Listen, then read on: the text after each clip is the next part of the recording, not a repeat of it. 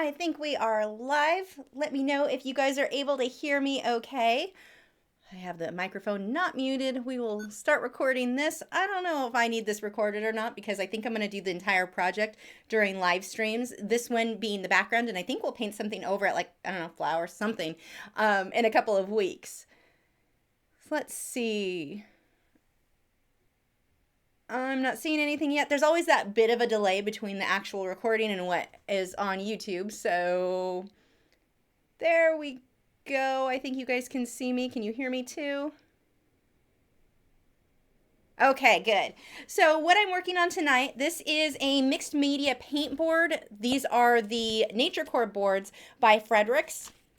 They're 3/4 inch like a normal canvas, but it's an actual board. So you're painting on a fairly hard surface, but it is covered in canvas. So it's not just the board. But again, this one is that mixed media board. This one is an 8x10 that I'm going to be using. These are nice because the surface is really, really smooth. I like these for airbrushing and for painting anything like this where I'm going to be doing a lot of layering and glazing. And I have a tendency to paint these upside down. It always drives me crazy after the fact. So I think I'm good this time. And 1 second, I need to respond to a text from my husband who likes to forget that I do this Wednesday night, and he won't text me at all during the week, not that much, and for some reason Wednesday nights.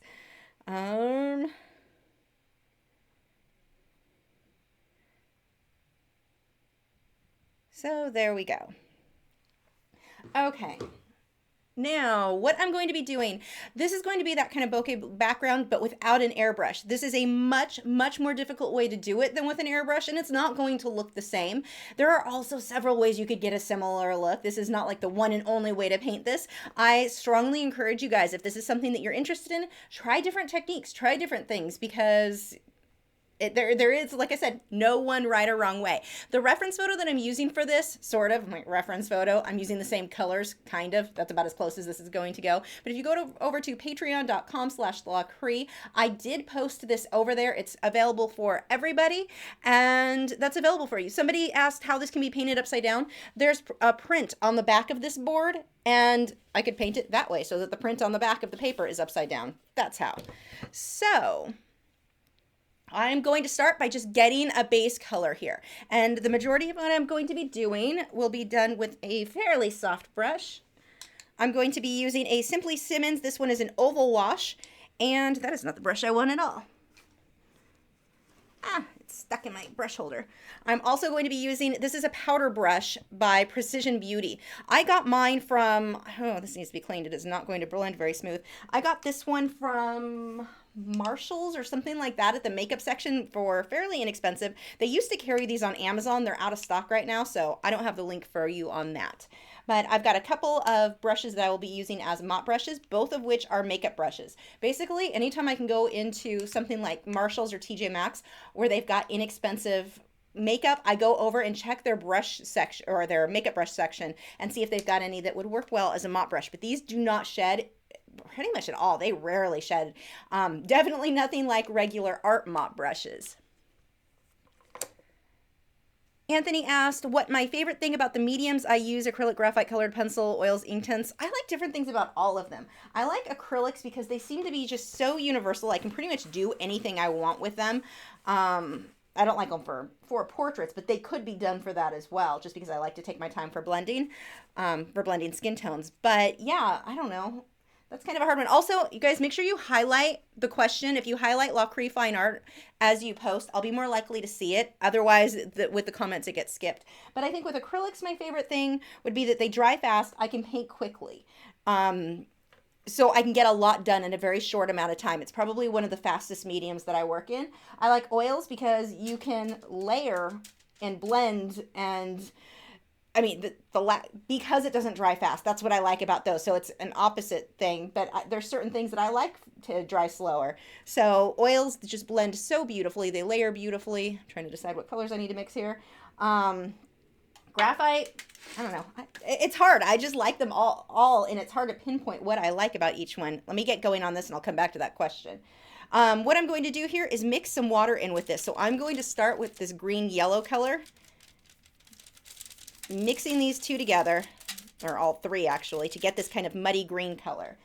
And I've got to do this very, very quickly, so I'm not going to be able to show you my palette as I'm working. I just wanted to show you about how I'm mixing these colors. I need to mix a bit more than that. I'm trying to think, what do I like about graphite? I like working in black and white. Oh, it blends so beautifully and so easily. So that's probably my favorite thing about graphite. For what else? Inktense. I like that it's similar to acrylics in that it dries fast in the way that I'm able to layer and get fine detail. It's also a pretty fast medium to work in, which I really like. If this first layer looks terrible, I'm not going to worry about it. I'll just put another layer over it until I get this to be about how I want it to.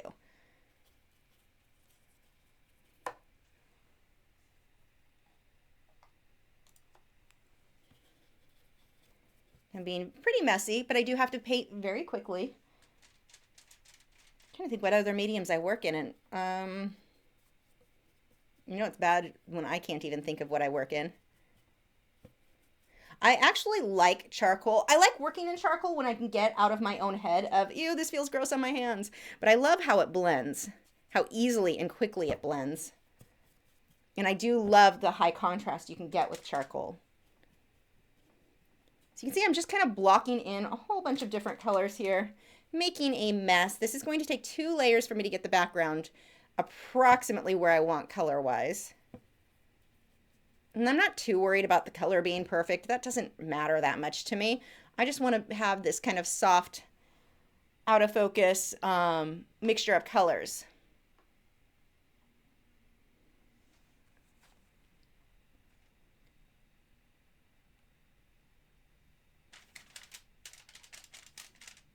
And as you saw from my palette, I've got a ton of colors on here. This is just kind of a muddy mess, which is okay for right now. I'll be doing so much glazing to correct color later that it doesn't really matter. My concern right now is to have all of the white of the canvas covered before I get started doing all of the little circles. Now, the type of canvas that you're working on will make a huge, huge difference in how smooth you're able to blend. One of the things when I was younger, I would use whatever cheap canvases I could get my hands on. The cheaper, the better. But the problem is the cheap ones tend to be very, very rough. And it's hard to blend because the paint doesn't want to get in all the little crevices, crannies, whatever, the tooth, the hills and valleys of that canvas. It's really hard to get in there when you're working on some of the really cheap canvases, besides the fact that the gesso on them is terrible. But that was definitely an issue for me, and it was hard for me to get the smooth blending that I wanted, the finer detail. So if you are working in acrylics, you have a hard time getting smooth blending, you have a hard time getting the fine detail, there's a very good chance it's your canvas and not necessarily user error. Okay, I'm going to blend this out. I'm just going to start with the white so I don't smudge color down into that. And when I use this, notice that I hold my hand at the very back and do a very, very soft, just kind of half circle motion. I don't want to overdo this. The problem that people have with this brush is that they tend to either wait too long to blend. If this paint starts to dry, it's not going to blend out the way I want, or they push too hard, or they just keep blending and blending and blending to the point where you just have a muddy, muddy mess. Not that this first layer isn't going to be muddy, but to where it's much worse than what you'll see me do.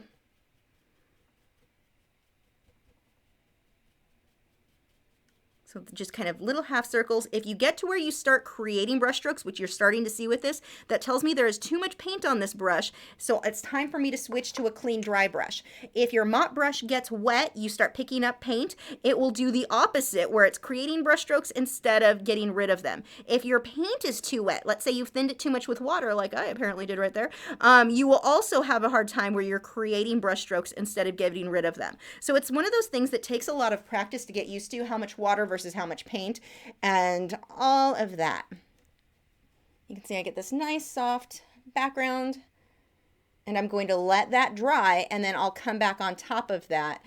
I don't want to, there are a few rough areas. I'm not going to worry about that. I'll fix those in the next layer. If I keep blending, I'm just going to make a horrible, horrible mess. These brushes are both getting too wet. I need to clean them off. So what I do is wash those first. I just dip the tip of the brush into the water well. I don't want to get the whole brush wet because that's going to take too long to dry. There should only be paint on the very tips. And then I work it into a circle on my paper towel and do that until it's completely dry and ready to use again. Then I'll set that to the side and do the same with the other brush. And this brush here, I have let dry too many times without cleaning well enough. So I'm gonna have to soak it in my brush cleaner for overnight or so, and that should work. I use the Masters brush cleaner. That stuff is wonderful, and it should renew it back to how it should be. And I'm going to go ahead and rinse this brush off too. I don't want to leave that setting out to the side too long because it will damage the brush. And it's a new brush. I don't want to mess it up. I want to make sure I get all of the paint out so that it's not built up right in here. I need to make sure that's all rinsed very, very well.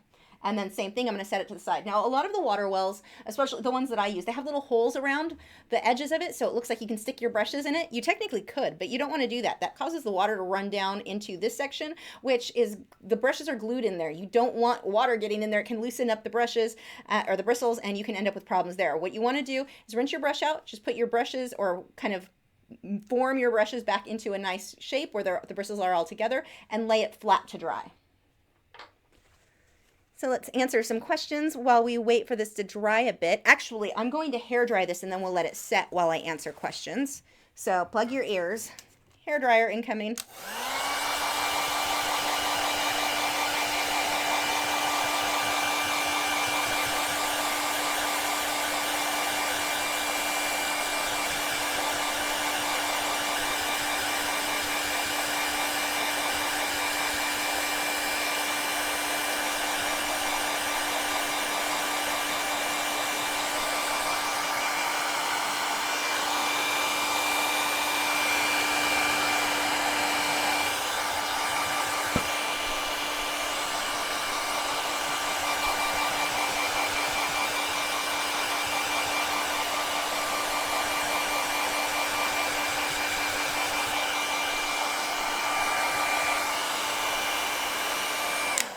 I think I was wrong about which canvas I'm using. I think that label was from something else. When I cleaned my studio, I may have just put it together, saved the wrong label. I think this is a Belgian linen one. This feels like the Belgian linen mixed media paintboard. So it's still the mixed media, or I'm sorry, it's still the naturecore paintboard, but I'm pretty sure this is the Belgian linen, which is a little bit smoother. It's the paint glides through it a little bit more, like it's slicker.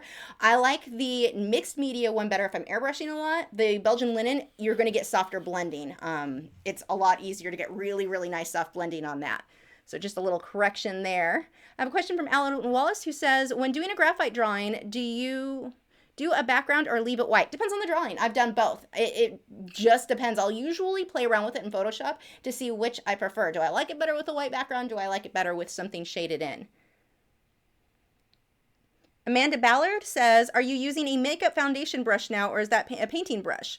And for the mop brush, do you prefer a loose haired brush or something more dense? These are powder brushes. They are for makeup, like I explained a little bit ago. They are actual powder brushes for makeup. And scrolling down, we've got one from Paul who says, can you do a pencil over acrylic? You could. I won't. I don't see the reason in it. If I'm going to work in acrylic, I'm just going to probably work in acrylic because I can get the acrylic to do the same thing as the pencils, but way faster. And if I'm working in acrylic, I want to work on a canvas. I don't like colored pencil on canvas. It's too rough for my taste. I definitely prefer paper even the sanded paper is a different texture than acrylic, or I'm sorry, than canvas for colored pencil. But you technically can, as far as mixed media goes and what's safe to use, you technically could put pencil on top of acrylic. That would be fine, but you don't want to put acrylic on top of colored pencil.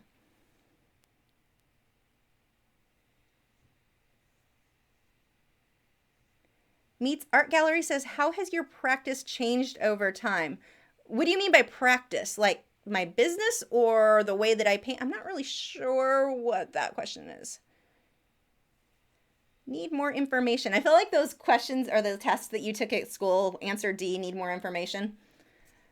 That is where I'm going with that.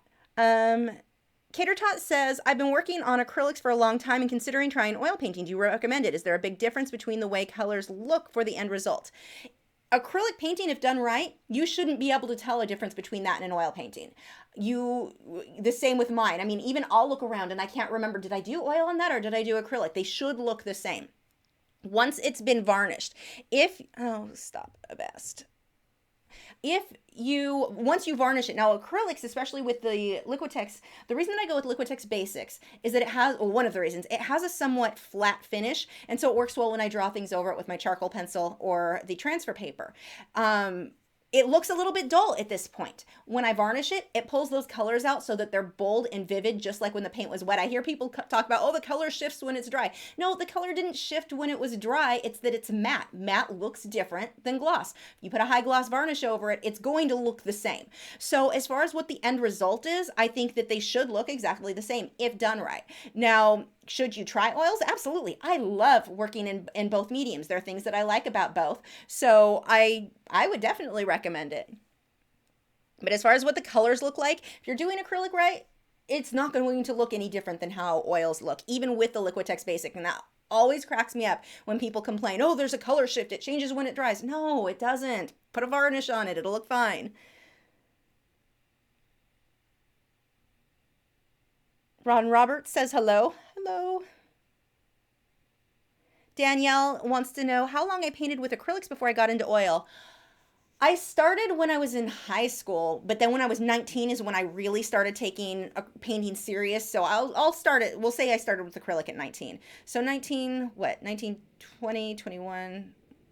What? I'm trying to think. It was probably, I'm going to say 5 or 6 years with acrylics, solely with acrylics, maybe a little bit longer. Could have been more like 6 or 7 years before I started with oils. I didn't have money to get both supplies. It was hard enough to come up with the money for the acrylics.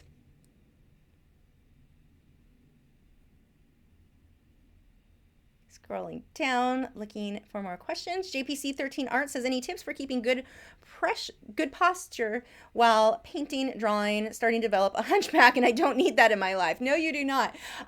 You just to be aware of it, to keep reminding yourself to sit up straight. For me, it's pretty easy because it's painful if I lean down. Even last week, I was getting ready for the review of the Marco Refine, I'm probably saying that wrong, colored pencils, and I worked on a coloring book page, and just looking down, oh my gosh, I paid for that later. So that's how I've reminded myself. I end up in too much pain when I don't, but it's just being aware of it once you make the decision to. But even now, still, I'll occasionally find myself getting lazy, and I pay for it later, so it's a reminder next time I work. I don't want to feel like that again.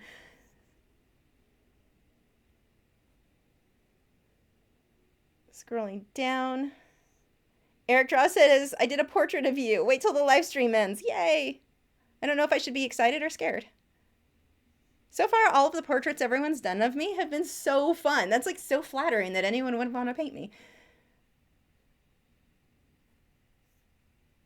Don Hill says, I'm new here. Can you tell me what oil brushes are the best to buy? I have a listing. If you go to lachri.com actually just go to lachri.com, and at the top there's a supply list. Scroll down to oil painting supplies, and I do talk more about those there. It's hard without really showing you, and I don't have my oil painting brushes out. I use a huge variety. The majority of my brushes, I would say, are synthetic hog hair, along with some taklon bristled brushes. But I have other ones too, so I would go check that out. Anthony says, have you ever tried regular colored pencils over watercolored pencil? Yes, when I was younger. Now, I have a hard time seeing the reason for it, because I mean, I have watercolor pencils, so yes, but I did used to draw like that when I used watercolor quite a bit. Paul Hunter says, oh, explaining something there. Let's see. Meets Art Gallery says, what memorable responses have you had to your work? I'm going to go back to painting now. Memorable responses. I just had when people comment that they were moved, that they were inspired, anything like that, I don't necessarily remember the individual comments like that, but I remember them being made, and every time when you start getting negative comments from people, because you'll always do that, I'm always reminded there are people who are grateful for me painting and showing them how to do stuff. So those ones tend to stand out. Just the memory of, hey, people like this, so ignore the people who are really negative. It's actually kind of funny. Someone, it may have been you, asked last week what were some of the most backhanded compliments I had. I definitely had some last week after my, what did I do? Graphite tint, the Orcas. Now, graphite tint, it's muted. That's what they are. They're tinted graphite pencils. And, I had some people on Instagram when I finished the painting that night. I had some people on Instagram commenting, "Oh, I think you need to hype up the contrast. It's pretty, or I like it, but just because it's Wales, but it doesn't. The colors aren't good, or I wouldn't want it. I don't know." I was just like, "Wait, what? These are. I don't think you understand the medium. This isn't acrylic. The colors aren't going to be bold. It's not Inktense. It's a different medium." But that kind of made me laugh. Some of those comments. But when you get comments like that, that can be frustrating because it crossed my mind at one point, like I'm just going to delete this if people are going to be negative, because I had two right in a row that were trying to be nice, but it was like I didn't ask for your opinion on my contrast. That was, why are you being rude? It was, understand the medium first of all. Graphite tint are not bold, vibrant colors. So anyway, remembering the positive ones of people who are grateful for me showing them how to use different mediums even when others are a little on the negative side. Those kind of stand out to me. Although I did have one that I will probably never forget. When I first started painting, I was doing all of the whales and dolphins, and I had a lady, I was at the Pomona Arts Colony. I used to show my work there, and I had a lady come up and she literally started crying looking at all my underwater scenes. And it was the most awkward, like, okay, this is really uncomfortable. Why is she crying at me right now? She was just so moved. And it's like, part of me is like, that's really sweet. That's really special. And that's not very stable. And it kind of scares me because this woman is crying who I've never met before. That was pretty memorable and very awkward. Because anytime somebody starts crying, it tends to be a bit awkward. And especially, I mean, I've had people cry when I did pet portraits and stuff, and that makes sense. But when it's somebody who is never, like, I've never met before, it was very, very weird. Very uncomfortable, I think, would be a good way. I mean, flattering and uncomfortable at the same time. And I'll go back to answering questions in just a couple of minutes. I'm going to focus on getting this done and explain what I'm doing. So I'm blocking in the color again, same as I did before. And I am mixing water in with this.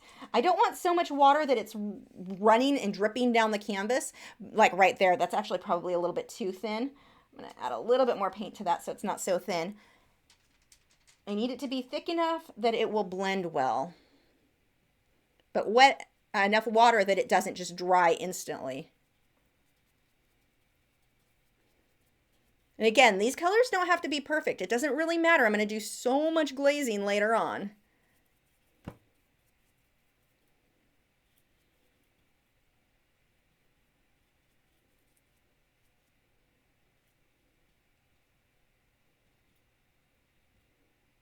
I just need a base.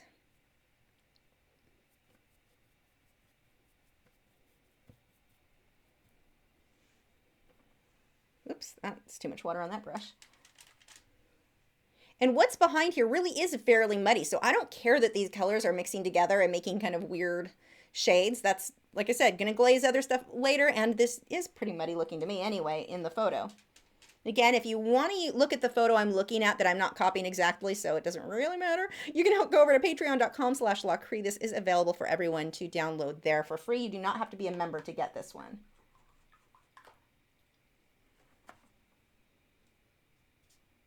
And if you are a member of Patreon, I've had 2 people now contact me about Patreon telling them that they need to, something with their, confirm their subscription even though they've been members for a while and their payments have been coming out. If you're having any issues with that, please email me, because I'm going to be contacting Patreon tomorrow and I want to let them know exactly how many people this is happening to.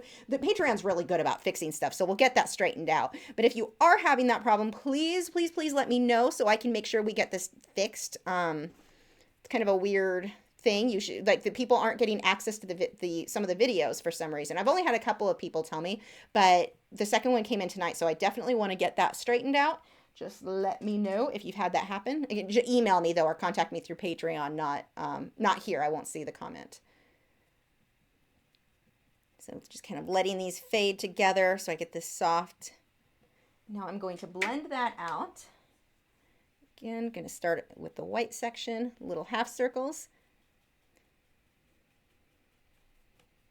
Oops, this area is apparently quite dry, so I'm going to add some wet paint there.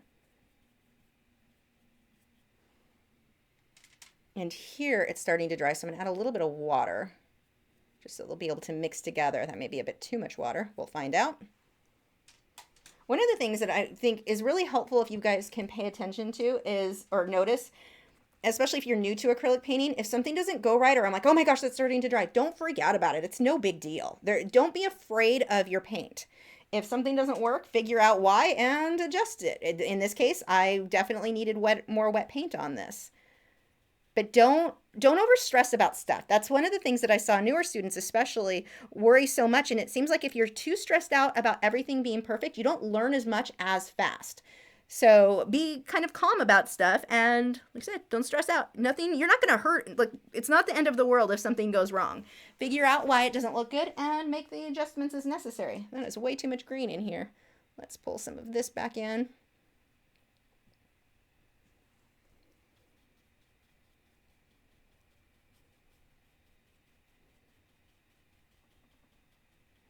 And I don't need this to be 100, whoa, got some paint on there I'm making a mess with.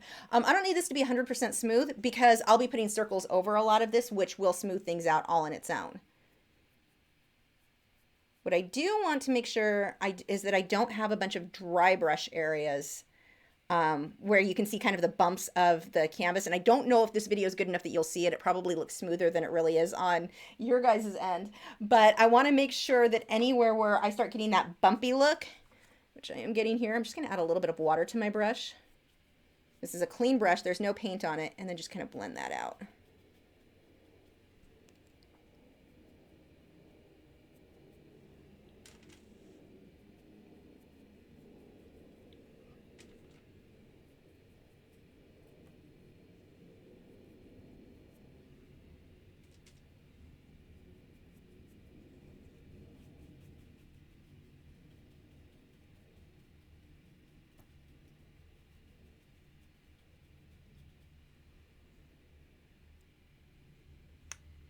Some darker bits in here now.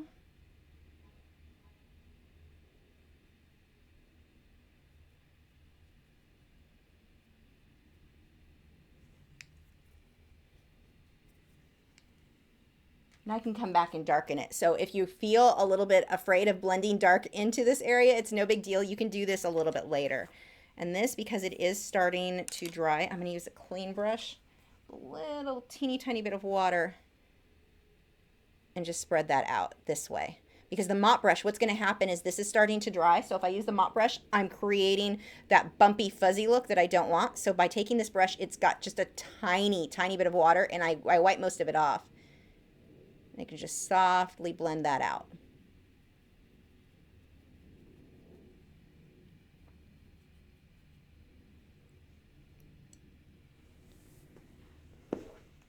Okay, I'm going to pull some more white in this area here before I dry this layer. Actually, I want to blend a couple more areas a little bit more. This is just with the white water again. I would rather have brush strokes show than that dry brush look. The dry brush look to me is always that big, huge red sign that says, I don't really know how to blend acrylics well. And I see it a lot with newer, like if you go to an art gallery that specializes in young emerging artists, that's something that a lot of them will do, have those brush strokes where they don't have enough paint on the brush is usually what causes it. Not enough paint or not enough water. So just buzzing that out. Like I said, would much rather have brush strokes than that. Not everyone's going to feel the same. It's not that it's necessarily right or wrong. It's just my preference.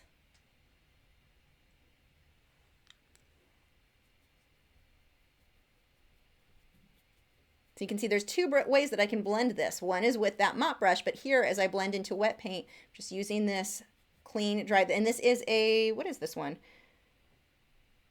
I think this is a Taklon bristled filbert, but it's somewhat damaged. Or yeah, I'm pretty sure this one's a Taklon bristle. It almost feels like the synthetic hog hair because it is so stiff, but it works fine for this.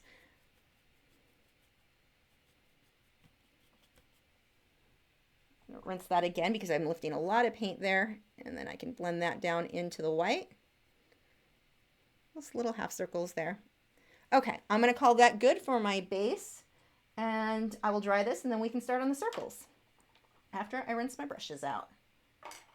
If I can find a spot to store the brushes. Now, when you're working with acrylics, the water well that you're using to rinse your brushes, it can get really, really dirty where it almost looks like mud. It's fine. You can still use it. You don't need to clean it nonstop. When I used to work at that art party where people would drink or bring their drinks while they painted, drink wine while they painted. That was always a thing. Everyone was freaking out. They always wanted clean water. You don't need clean water. It makes no difference unless it's like thick, muddy. Then okay, go ahead and clean it. But you do not need nonstop clean water. It doesn't make a difference. I mean, even as I'm using my dirty water up against the white, it does not show up. So let's go ahead and see while that dries what questions we have. Don Hill says, I have watched your tutorials. Now I'm ready to try oils. What brushes are the best? That was the head to my website, lachri.com. And at the top, there's a section for supplies. Go down to oil painting and it goes over the brushes that I use. I don't use expensive brushes. I really like these generic brushes from Hobby Lobby. Not a huge fan of generic art supplies, but I love their brushes. And they go on sale for half price every other week. Or no, like once a month. And I use a combination of the Taklon and the synthetic hog hair for the most part. Jen says, for oil painting, what additive medium do you use to make the paint dry faster, like acrylic, so it doesn't take days for each layer to dry? Well, nothing is going to make it like acrylic. In which case, if you wanted it to dry that fast, just use acrylics. But if you want it to dry faster, I use Liquin. It is a fast drying medium by, I think Winsor & Newton makes that. And it usually, if I paint in thin layers like this, it'll be dry overnight for the most part. Or dry to the touch anyway, so you can work on your next layer.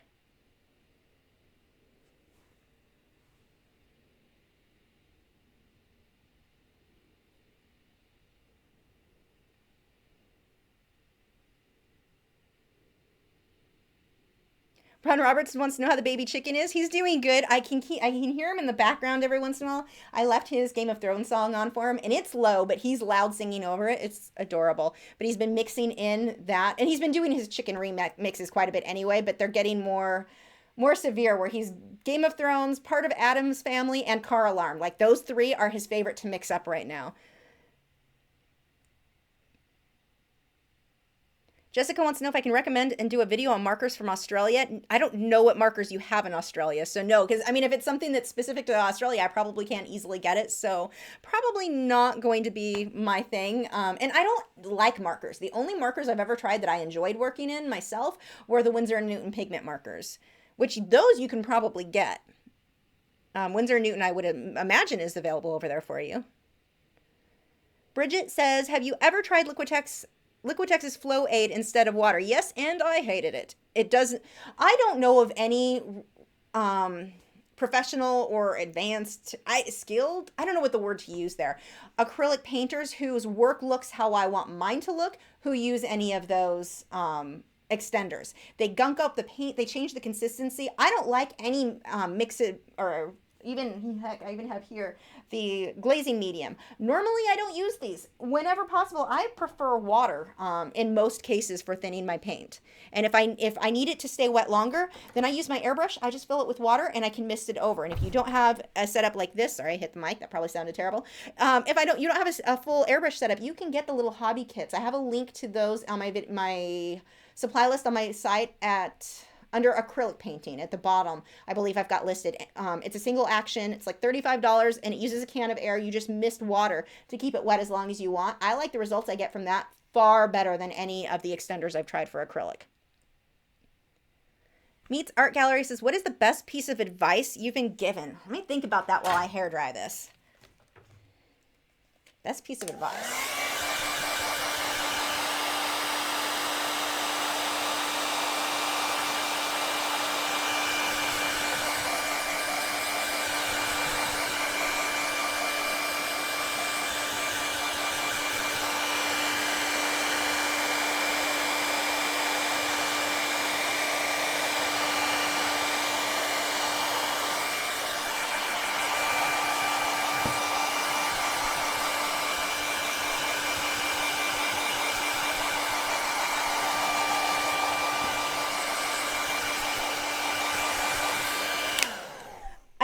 With advice, I mean, advice in general, there are like motivational quotes that I've always really liked, like Andy Warhol, and I'm going to totally screw this up, but the gist of the quote was something along the lines of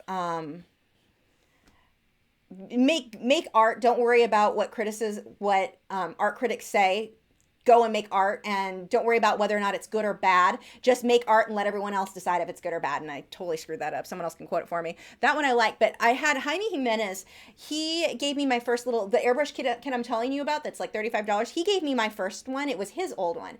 And did a quick like little 10-15 minute demonstration during our lunch break one day when I was working at the animal hospital and showed me how to blend wet into wet. That one thing made it was just all the difference in the world. My whole problem with blending acrylics was instantly solved. I mean, my work before he showed me how to do that and after, you would never guess it was by the same artist. I mean, night and day. So that was probably the best like art tip that I was ever given, like specific technique wise.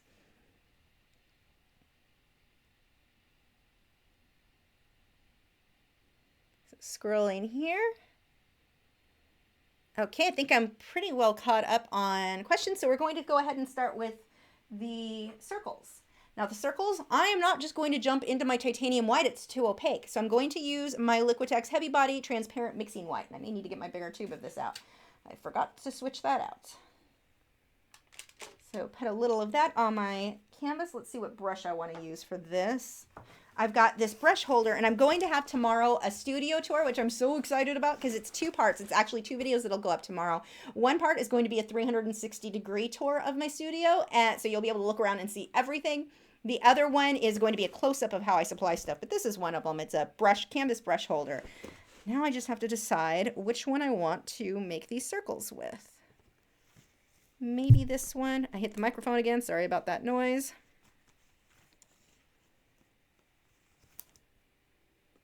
Got a few options here. We'll just pull a few out and see what works best. I don't normally paint it this way, so I'm not sure which paintbrush I like best yet for this technique.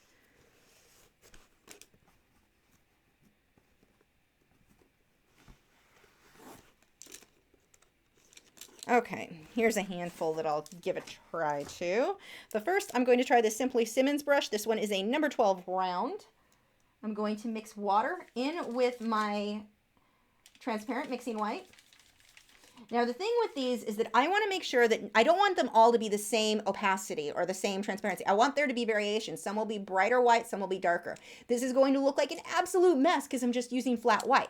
So, but it doesn't matter because I'm going to glaze color on top, and that's why this doesn't matter that much. I just need a general base layer. But the way that I'm going to blend this, I'll be doing a lot of glazing to get this technique. And I'm just going to paint a circle. It does not have to be a perfect circle.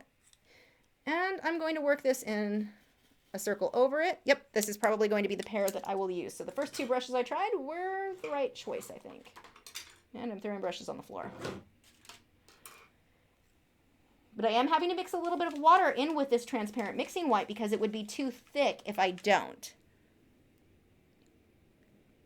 Kalia says, I sold off my Iwata since I wasn't using it much, but after watching your videos, I ended up upgrading it instead.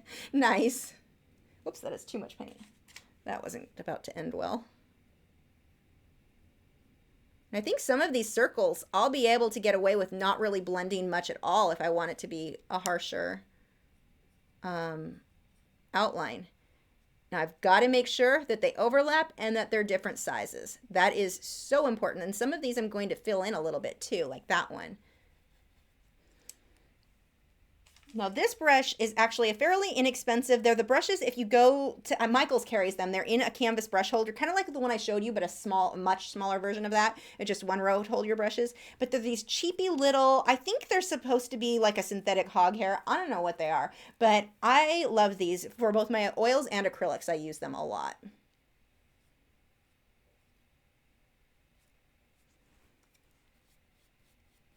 Just a couple of brush strokes to soften it out.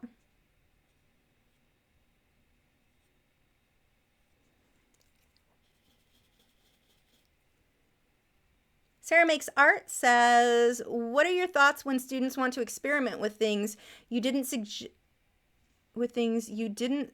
sorry, it's text speak. It's hard for me to read like that. You didn't suggest assuming their idea wouldn't affect our capability. Also, can a bad abusive teacher hurt an artist's progress? I'm trying to understand the first one. when students want to experiment with things you didn't suggest. Okay, so if they want to, I pretty much say experiment away, as long as what you're doing isn't going to make the project not archival. And if they wanted to experiment in my class, it depended on what they were in the class for. I mean, they were paying me. It wasn't because it was my own class. It doesn't matter if they pass tests or, they don't have to accomplish anything that they don't want to.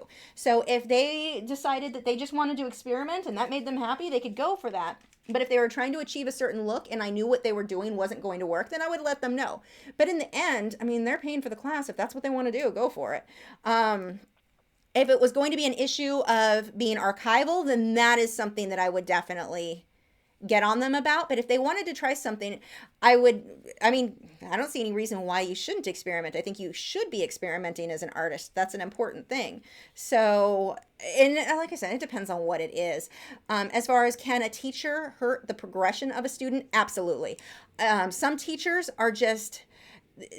don't work with some students. I mean, anyone who's ever gone to school, we all know that. For any class, I mean, math. There were certain math teachers that I could not click with, and I couldn't learn from them because of the way that they taught. My brain just didn't work the way what they were explaining, how they were explaining what they were explaining. So yeah, that can definitely be the case. There are some teachers who shouldn't be teaching anyone ever, like my first art teacher I tried my freshman year in high school, never took an art class there again.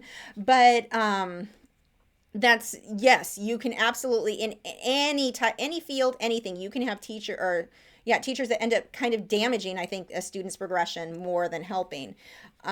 Especially a teacher who insists that their way is the only way. That always drove me crazy. It's like, there's lots of ways. Now, for a class, yes, you should do it their way. That's the point of learning. But the teachers that try to convince you that their thought process on any subject, really, that their way of thinking is the only way of thinking, that their way of doing things is the only right way to do it, that right there, I think, can be very, very damaging all on its own. And it's not that their way is wrong. It's the idea that their way is the only way. That's the part I have an issue with, because there's more than one way to get to the same end, or depending on the type of class where you've got more, kind of debate, psychological debate type thing, you're going to have difference of opinions. And so a teacher trying to tell you that their way is the only way to look at that has always driven me crazy.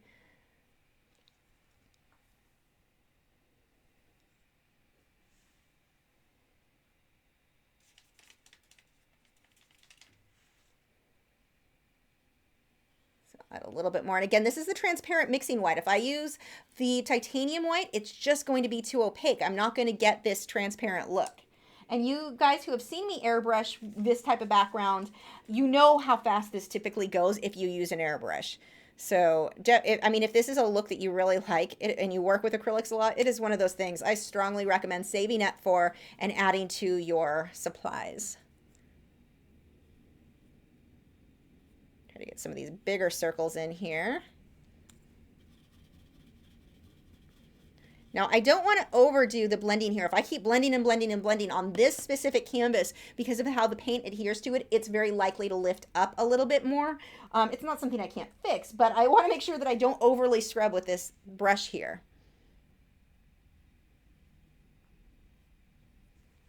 Plus, it just doesn't look good anyway if you overblend.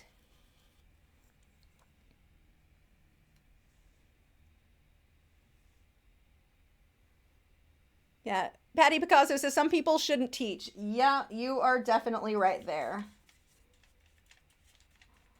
And the frustrating thing is, it's not that those people aren't qualified, not that they don't have good information. It's their way of approaching it that seems to be the issue. I think it's great to learn lots of techniques. And that's why, when people take art classes and they say they don't like how their teacher is, the style that they're teaching or whatever else. And it's like, well, if you're paying for the class, do it their way, learn their way, and then apply that to your own way. I do think it's worth learning otherwise, why are you taking classes from that teacher if you're not interested in learning their techniques? I just hate when the teachers start going, oh, no, that's wrong. You should never do that. Again, unless it's an issue of the work not being archival because of the choices you're making, then that's another issue altogether. Phyllis said, the one and only art class I took put a huge purple shadow on my canvas, and that turned me off for years. I thought I was too clueless to paint. Put a huge purple shadow on my canvas. Huh. Yeah, and don't feel bad if you go and you take a class, especially if it's like a class that it's an ongoing, like what I used to teach. If you go and you don't connect with that teacher, give it a couple of goes, and then if not, go find a new teacher. Like, don't feel bad and feel like you have to just try that teacher. See if you can find someone else. And luckily, we've got the internet now, so there are plenty of teachers online. If you don't connect with one, find one that you do. But don't give up. If you're interested in learning from a teacher, don't feel like one bad teacher is, you don't bother, they're all going to be the same. Hopefully they won't. You might get a few that are the same, but hopefully you'll be able to find more who are teaching differently. And always, when you're looking for a teacher, one of the biggest tips I can give you is make sure that the techniques that the teacher does, make sure you've seen their work. Make sure what they're able to do is something you're interested in learning. If a teacher can't do a certain style, if they don't know how to blend certain ways, or if they don't even paint in the style you're interested in, they're not going to be able to teach you what you want to learn. So make sure they're able, that their own work is what you want. And if they can't provide you samples of your work, then that's not someone you need to take classes from.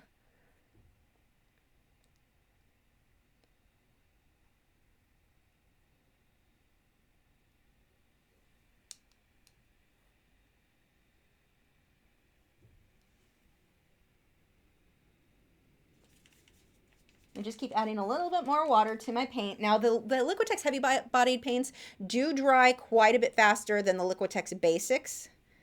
So that is something to be aware of. I have to keep wetting the paint a lot more than I would have to with the Liquitex Basics. Like when I put paint out on the palette, I've gotten to where I have to put a much smaller amount than I would with the Liquitex Basics, knowing those are going to dry so quickly. So I don't want to waste a ton of it.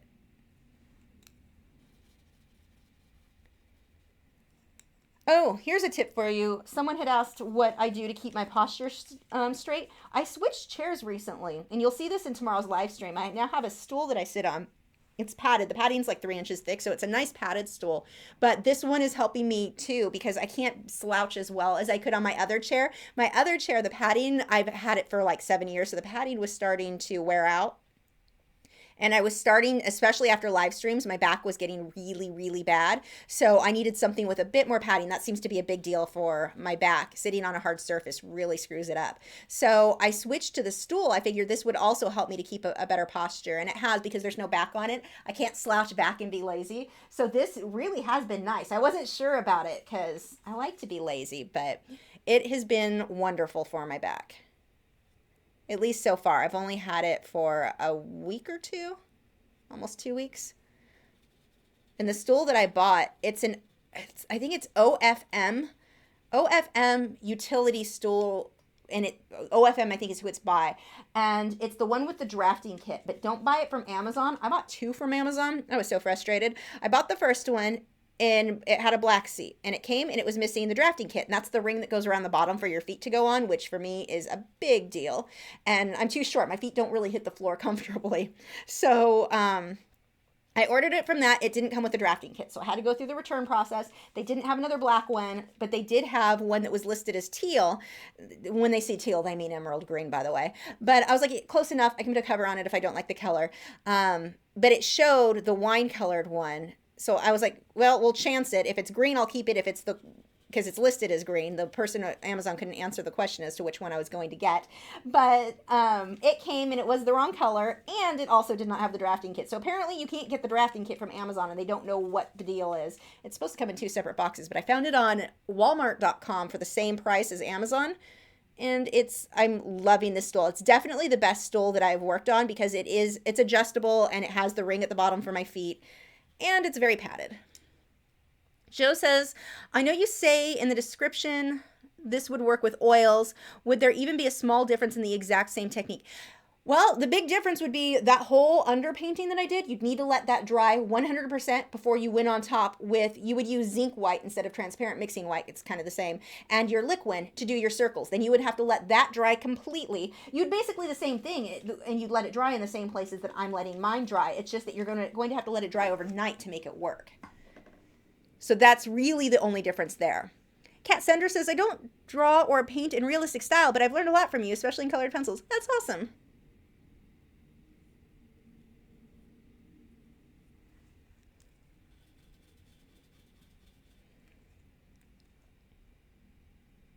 See if I can start doing these a little bit faster. This has taken a long time.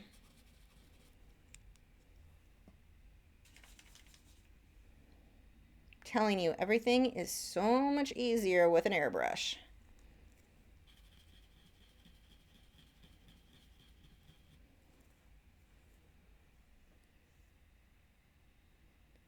Meets Art Gallery says, which one do you think takes more time to make? A bokeh background in acrylics or colored pencil? Colored pencil by far. Colored pencil is the slowest medium that I work in by far.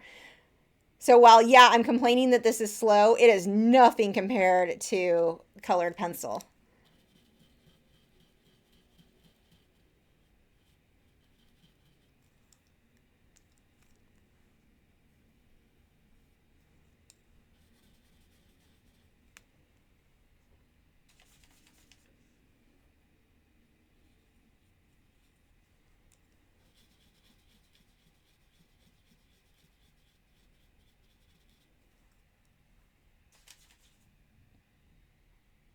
Joe says, makes sense. The brushwork looks pretty straightforward. P.S. Love the feature in the March Colored Pencil magazine. Oh, I forgot to mention that to you guys.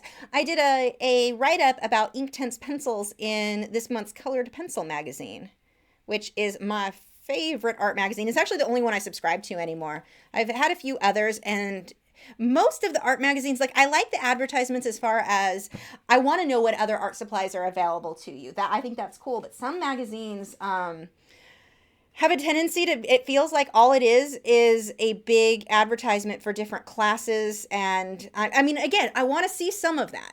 But anytime there was an article, it was basically just a lead up for, oh, buy this, oh, buy that. And so I kind of got sick of, like, I felt like it wasn't I wasn't giving me the information that I wanted. It was just information based on how I can get you to buy my other book, or buy my this, or buy my that. So I stopped subscribing to a lot of those. But yeah, Colored Pencil magazine, my absolute favorite. And I do have an article in it this month on Inktense.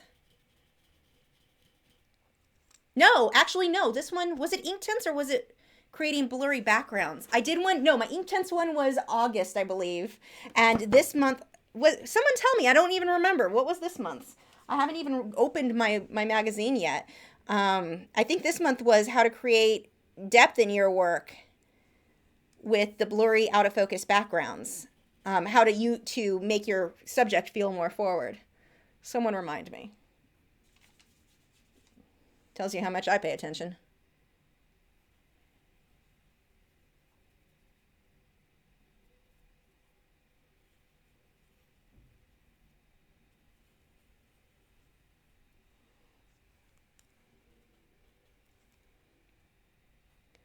Leah Vena says, just for fun, what would you paint in the foreground? A bird, a big cat? I'm thinking in this one, a flower, like a blossoming tree type thing. I'm not sure yet. What I'll do is import it into Photoshop when I'm done with this and see what it looks like with some different designs over it.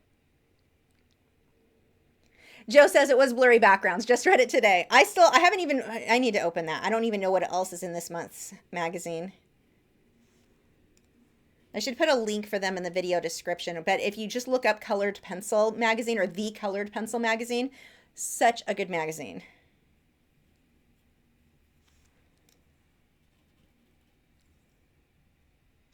I really like to, they have the best featured artists, and seeing just some of the different things that can be done with colored pencil to me is so inspiring. It's like, okay, I want to do better. That artist is amazing, and I want my work to look like, closer to that. It's really, really inspiring. Chloe wants to know if I painted or drawn my shoulder chicken. I did a few sketches with him for a Smart Art Box a couple months ago, but I have drawn out the outline. I just haven't done it yet, that I want to do a graphite piece with him. I just haven't finished it or gotten farther than that yet.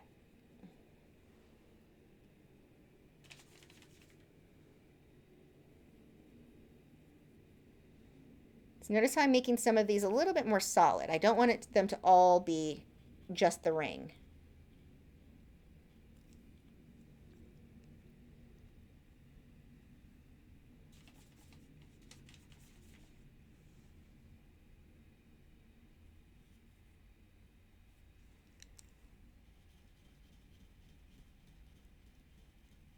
Okay, I almost made the shoulder chicken. I have a cool photo of him. I almost made him one of the Patreon reference photos this month, which, by the way, if you're a member of Patreon, those photos did go up, so make sure you go download yours. They're available now.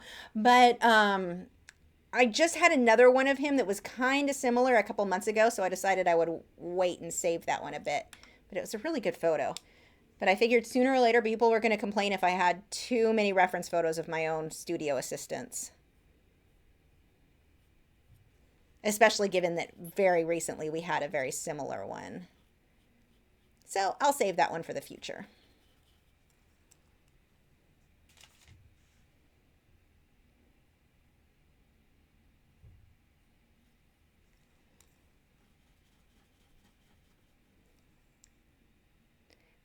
Meets Art Gallery wants to know how old my baby chicken is. He was born in July, I believe, or hatched in July. I'm not sure what time in July. All the breeder told me was that it was July.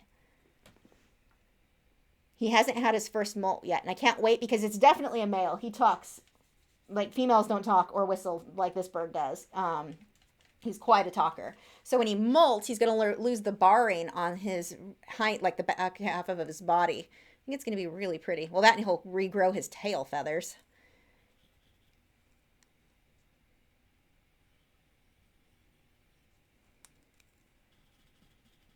I think that's going to be something he'll start saying soon. Grow a tail, because me and my husband say it to him all the time. Where's your tail? Grow a tail. But that really won't come back until that first molt, which could happen at any point now. Alan wants to know my favorite graphite blending tools. Well, I use your usual blending stumps or the how do you say tortilla? I don't know, it looks like tortilla, and that's not really what it says. But I use those, and those tend to be the ones that are wrapped in a certain, like they're kind of a wrapped around that you can see the paper wrapped. I use those, and the ones I like better are the actual just regular blending stumps, the paper blending stumps. Those, and oops, I just got brown, I think, on that brush. Just different cloths. You can get different types of cloths. Some are rough, some are softer. Check your art supply store. But I like all of those for blending. What else? Those are the majority of what I use to blend. And if you use certain pencils, like I found with the, what are they called? The Faber-Castell graphite pencils, the 9000 series. Those ones are great. I didn't even need to use blending tools much with those. They blended so well all on their own. Mara Black says, do you recommend doing the bokeh look over the entire canvas if you choose to do the bokeh look, or do you stop at a certain point and still have it look good? Huh? Oh, I see what you mean. Well, okay, so this part is going to be mostly just solid. It's just the white sky showing through. These were the trees. This is the white sky. So this part is going to stop. It just depends on the image, on what I want. If you look at the macaw video that went up today, the sky doesn't have any of the bokeh look. It's just the normal soft background. But the bottom section has all of the little circles. So it just depends on what it is.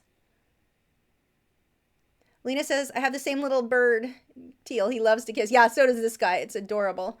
Don Hill says, what age did you start playing violin? I started at age 9. Yep, that was the same age as me. Kayla, am I saying that right? Kayla? Do you have a particular size that you enjoy working on most? Well, it depends on what I'm doing. That's another one. It depends on what I'm doing. For painting, usually 16 by 20 or 18 by 24 tend to be my two favorites, mostly because they video well. When I'm not doing video, before I started recording a lot, I liked 24 by 36 a lot and 24 by 30s. But it's hard to get the camera to really see every angle of that. So I don't use those as often. As you can see, I've got a lot of them behind me I bought. And actually, some of those were provided by Fredrix. Some of them I bought. But I have a bunch of them behind me that I just haven't used yet because they're so big. I'm going to do some bigger stuff. I'll probably just break it up into several videos. But yeah, these kind of 16 by 20, 18 by 24, I would say is my favorite. For colored pencil, 18 by 20, or I'm sorry, colored pencil is 11 by 14. Probably my favorite. And the powder blender, I actually like the 16 by 20 because that goes so fast. I was able to work a little bit larger.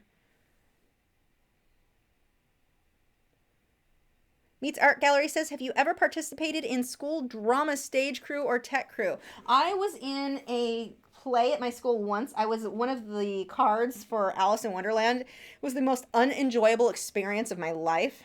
Did not like it. I had to wear makeup. And the worst part is my orchestra we had concerts twice a year, and the Claremont Youth Symphony Orchestra, we had a concert that night, and I had to hurry up and get my makeup off and get to the concert in time. It was a mess, but in order to pass the class, I had to be there for the school play, and it was not fun. And no, there was nothing about that class that I enjoyed. I don't sing, so that wasn't fun. Yeah, no. The closest that I've ever been a part of were when the orchestra played for the shows. That I liked when I played in the orchestra, but not being on. And it's not that I don't like being on stage. I don't like being on stage for acting and doing that sort of thing. It was just weird to me. Chloe says, does anyone in your family or husband paint or draw? My husband draws, but mostly he plays video games now. He's an amazing artist, and he never uses his talent, and it drives me insane because he is so good.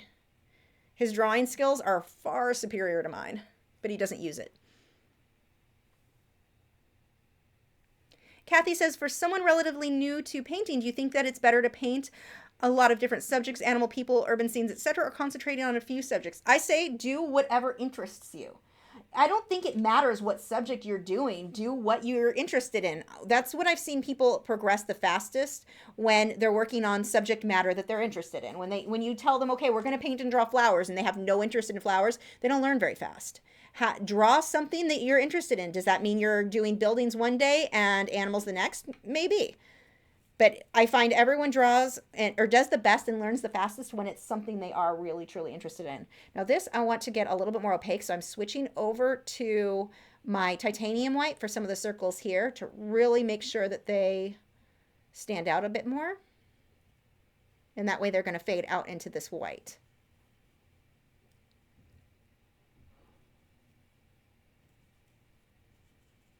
You can see I'm not really blending those out. I just want to soften that transition. Actually, I will blend some of these a little.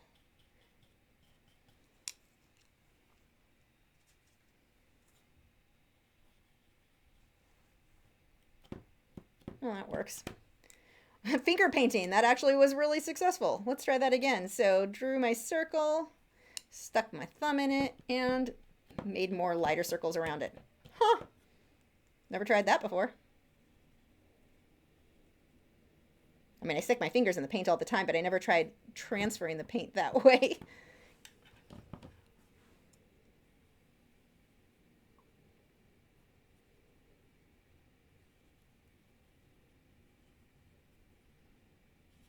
So I want this area to be really white, so we'll just put a lot of white paint down here.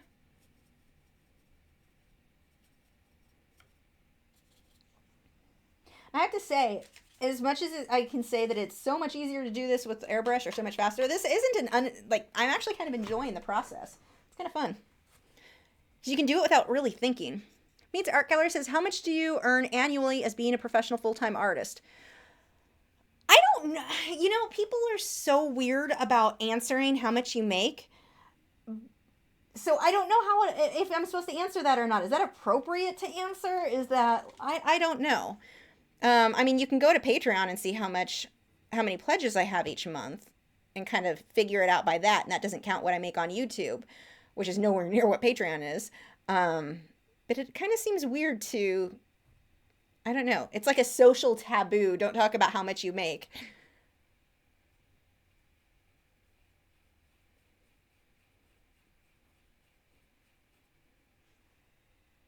If you want to send me a private email, I'll tell you. But I feel weird, like, because of Patreon, it's not a small amount anymore. So that's been nice. But I'd say, gosh, first 15 years of my career, I'd have years where I did okay and I was making about what I made as a receptionist full-time at an animal hospital. And then I'd have years where I was well below poverty level. So that really changed for me once and again, I've mentioned before my health problems. I wasn't getting out there and really hustling enough to get my work into galleries, to do the things that I needed to do. I just focused online, which can work, but I didn't understand business and marketing at all. And I didn't until I started figuring that out. And then that combined with Patreon is what made the difference for me. So, but yeah, for most of my career, I made very, very little. and it's not that I mean, there would be months where I'd make a decent amount that was way more than the animal hospital, and then there were months that it was way, way less. But just depended on what I was doing that month. I used to do more when I would sell regularly on eBay. eBay did well for a while, and then they stopped. They changed the way that they were doing eBay, where the listing fees, I was spending more in listing fees than I was in actually making money. And they had gotten so expensive. Well, then a few years back, they changed it so that you can do, I think, up to 50 listings for free. And you only pay a percentage if it sells. Now, that is genius. But by that point, I was selling more through Facebook and such, so I wasn't so dependent on eBay. So I didn't really do much with it once they changed that. So now selling on eBay would be good to get back into. But back then, that's kind of what killed it, where I was doing decent. Well, I was teaching too. I count teaching as a part of my income. So when I was teaching my classes in California, they were doing well. But when I moved to Texas, I had to start over again building a following. So, and the way that where I was teaching promotes their classes, it made it difficult for sure. They didn't promote them well at all. So people didn't even know there were classes. And I didn't understand business and marketing enough to know how to promote them myself.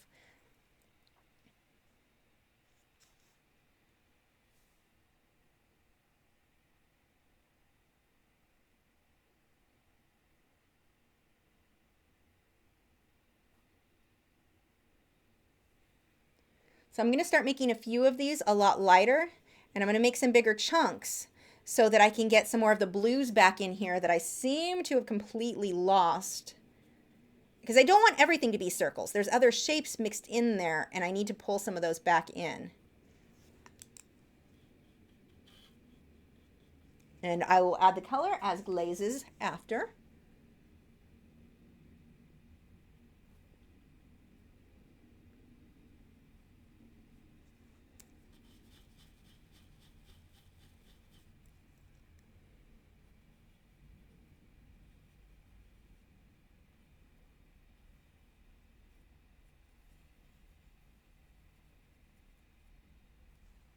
You know, Valerie said it's no one's business how much I make. And I agree with you, but I also understand with why someone would be interested, because somebody who's getting started in art wants to know, can you make a decent living with this? So I understand we're asking a professional artist how much they make.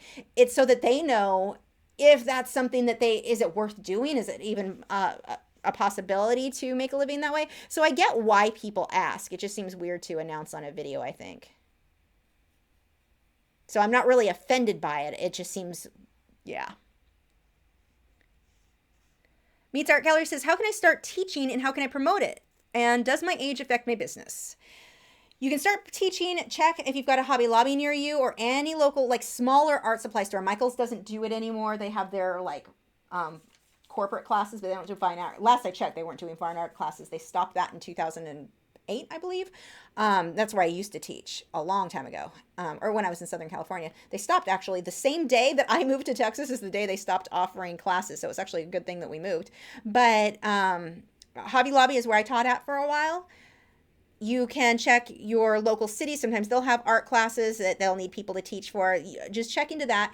Yes, your age is going to affect you. It did me. And I had a hard time because I've always looked quite a bit younger than I am. And that people definitely judged me on that. And so, well, top it off with the fact that I lived in t-shirt and jeans. So that makes me seem younger. And my hair at the time, there was a time where it was kind of like a bright violet, and then I had bright like stop sign red hair, so that made a difference. But even before I started dyeing my hair, that was I think for a lot of students, they look at me and assume I'm younger than I am, and then I don't know what I'm talking about. So like even when I was teaching at that place where people would drink wine while they painted, I always had to announce I've been a professional artist, or I've been teaching for 16, 17, whatever. Actually back then it was like 14 or 15 years.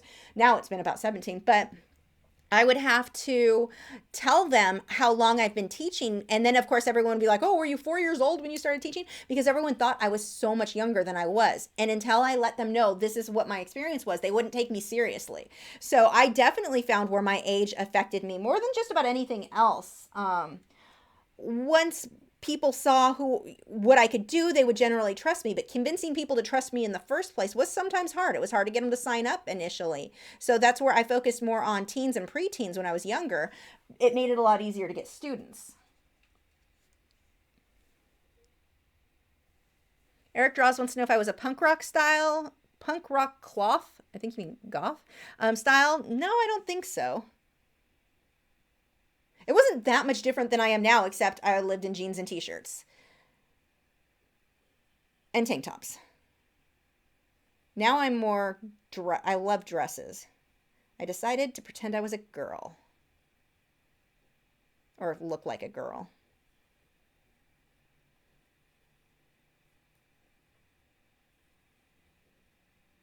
Someone's going to totally mistake that and think I'm saying that I'm trans. I'm not. But for so long, all I wore, and etnies. I loved etnies, my tennis shoes. That was like it. So I didn't dress very feminine at all.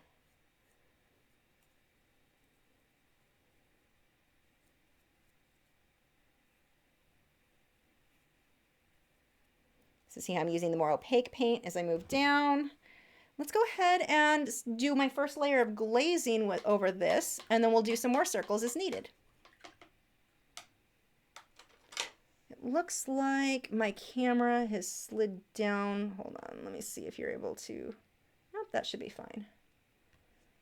I think I'm just scrolled down too far on the video. Oh yeah, you can see. Okay, it looked like it was there. Leah says, I teach at Michael's. It's still going strong. Do they let you teach your own class, or are you having to teach like their version of classes? Because that's what they, and again, that was 2008, so that was a long time ago. But they got rid of all the fine art classes, and they only had Wilton cake decorating, scrapbooking, and one-stroke painting, Donna Dewberry. Beck wants to know why I moved to Texas. It was getting too expensive to live in California, and I was not making very much. So, hold on just a second. Let me hair dry this.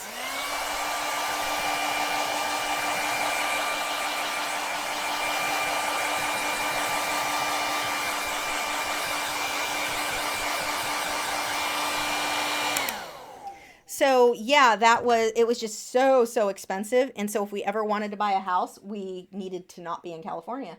So that's why we moved. And my husband his mom and dad had moved here a few years before and really wanted us here. We still never got a house, but cost of living still is so much less here.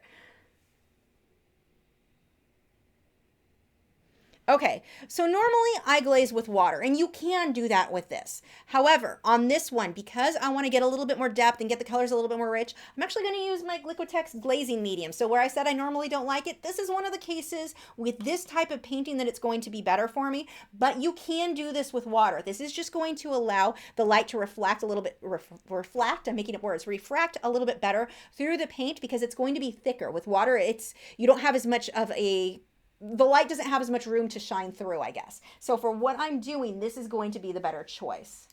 I don't really have anywhere on my palette to put this. That's going to be a challenge. Do I have any palettes down here? Let's see. I do. I am going to use one of these and hope it's not too dirty. Oh, that is very dirty. These are the palettes that you can actually peel the paint off. I'll just peel off a clean area. I really should just soak this. I never use these ones. They just sit under my easel and collect, wow, lots of dust. Apparently that's an area I need to start dusting. Okay, so with this, I am going to use a little bit of the pouring medium. Hopefully don't get too much dried paint mixed in. Bridget says, I can't get over how much you've accomplished on this in an hour and a quarter. Well, it's not very big, and acrylic painting is like the fastest medium that I work in. So, oops, my monitor just went out. Let's see. I want to do a glaze. I want a fairly soft brush for this. Which one do I want to go with? I'm going to use a smaller brush. This is a Taklon Bristled Filbert. This is that Master's Touch, that generic from Hobby Lobby. And I'm going to start with some of the green colors. I'm using a little bit of yellow and green. And I'm mixing that. I don't know how well you can see that. The pouring medium will start to drip, so I don't want to pull it out too much. But you can see how it's very translucent. I'm using a lot of pouring medium, little bit of paint, just to tint the color in some of these areas. So I can still see the circles through it, but my color is going to start to get much more rich. And I'm going to do this in 2 layers. I'll glaze over it when it dries. I'm going to go over it again with more circles and then glaze over that. You can do that several times. The more that you do with that, the more depth that you're going to end up building. I'm only going to do it twice for this video. So you can see very translucent. Now, when you do this, when you're glazing, you do not want to use your opaque color. So like your titanium white, do not use that. It just looks foggy and messy and will cover everything up. It's too opaque. You want to use your translucent colors. And most colors are going to be very translucent with the exception of, what is it? Naples yellow is pretty opaque. Yellow oxide is pretty opaque. And then, of course, your titanium white and unbleached titanium white. The majority of your other colors are going to be pretty translucent, so you'll be safe with those. So I'm going to take a little bit of this blue. I'll use another spot with that. Mixing more, which you can't really see here. Mixing a lot of the liquid or the glazing medium. And if I need that color to be more bold, I'll use less glazing medium. If I just want to lightly tint it, then I use more. The more glazing medium you use, or if you're using water, the more water you use, the more translucent that color is going to be. You can see I'm not really worrying about blending this out. I'm just blending with my brush as I apply it. It does not have to be perfectly smooth.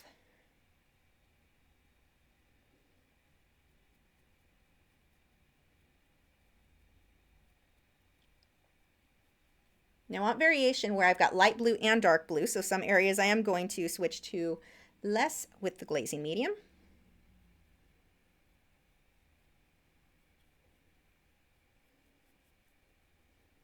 JPC13 Art says, what is that pouring medium or glazing medium?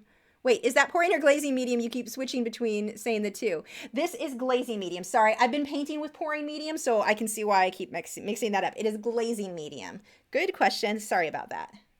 And I will, once this video is over, I'll try to remember, someone may need to remind me, to put a link to the one that I'm using. I may have a link to this if you go to my website under the supplies for acrylic.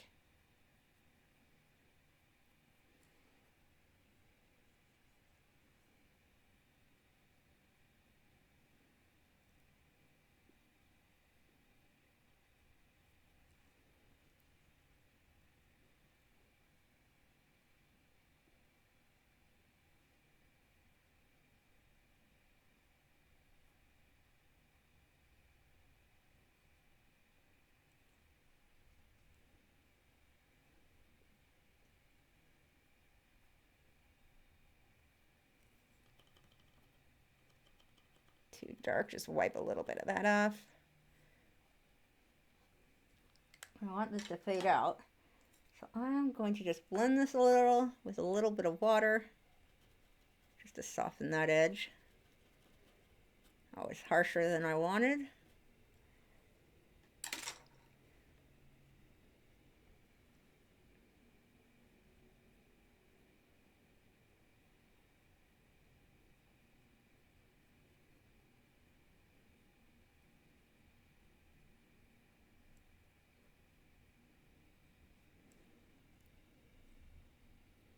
I don't care really if my brush strokes show for this. Just adds a little bit to that texture.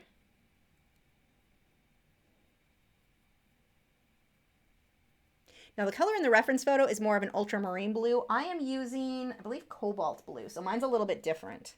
Yeah, this one is cobalt blue hue. So not quite the same. The reference photo, if I wanted it to be exact, I would want to use ultramarine blue instead, where it's closer to purple on the color wheel. And it's not that one is right or wrong, just depends on what you want. As I lay this into the areas that have the yellow, that's going to give me that nicer green color.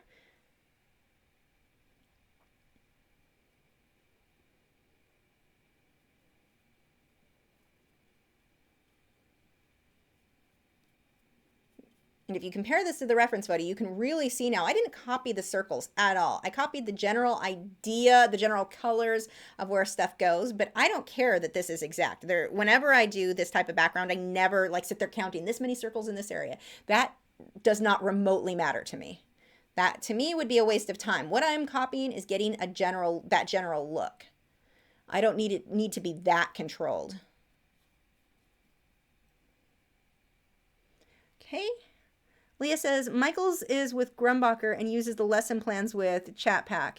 You use your own lesson plans too. You get paid by Michael's. Yeah, I used to get paid by Michael's. They, more often than not, screwed up the paycheck, though, the way they did it and the way they collected payments. They screwed it up so bad all the time. It was annoying. But when I did it, I set up my own plan. I did everything how I wanted. I like that now I use my Liquitex paints, but I had the freedom to teach however I wanted, and how successful that class was dependent on how how I taught. So that I wasn't dependent on using their anything, which was nice. Not that teaching that other way would be bad. It was just I preferred to do my own classes, everything my own way. But it's good to hear that they do have classes like that again, because they didn't have any for a while there, other than the scrapbooking, Donna Dewberry and Wilton. That was the other thing that frustrated me with Michael's, is that they focused more on their Wilton cake decorating than anything else. Like, those teachers would break every single rule. Like, they thought they were better than all the other teachers, and they would not clean the classroom after themselves. They would do whatever they wanted because they thought, we were Wilton cake decorating, we can do what we want. It was a problem. I used to run the class at Michael's, or the one in my store, like scheduling and all of that. And Wilton cake decorators were the biggest pain in my butt. There was only one I could think of that wasn't, actually. It was really weird, like this inherent bad attitude that came with the teachers that worked at the store I worked at. I can't say that they're, obviously not all of them are going to be that way, but the ones that I worked with, oh my gosh, they made everything difficult.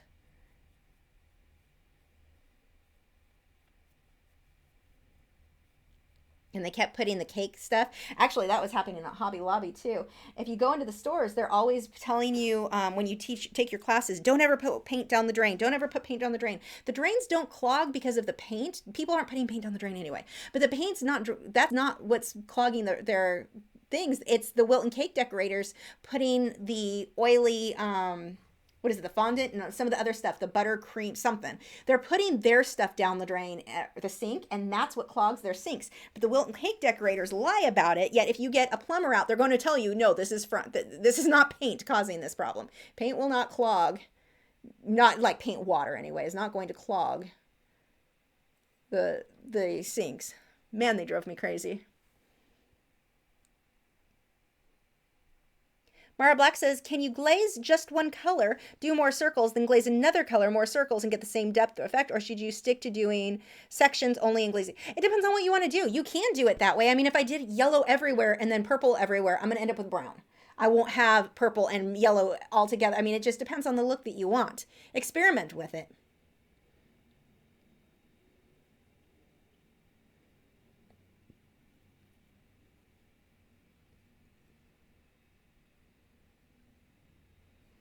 I'm going to start getting some more browns in here.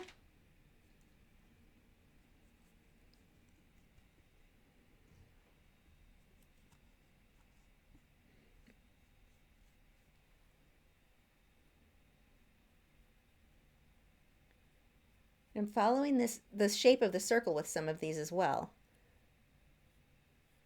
Oops, need more glazing medium.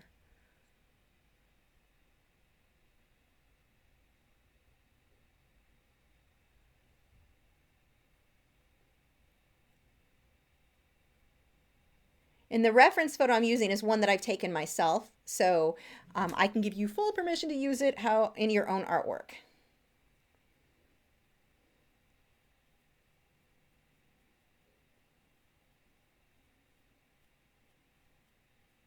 But when you're doing this, don't try to be so controlling where every line's in the same place as the drawing. I mean, you can do that way, but it probably won't come out looking as natural as if you're a little bit looser with it and just kind of base it loosely off of that.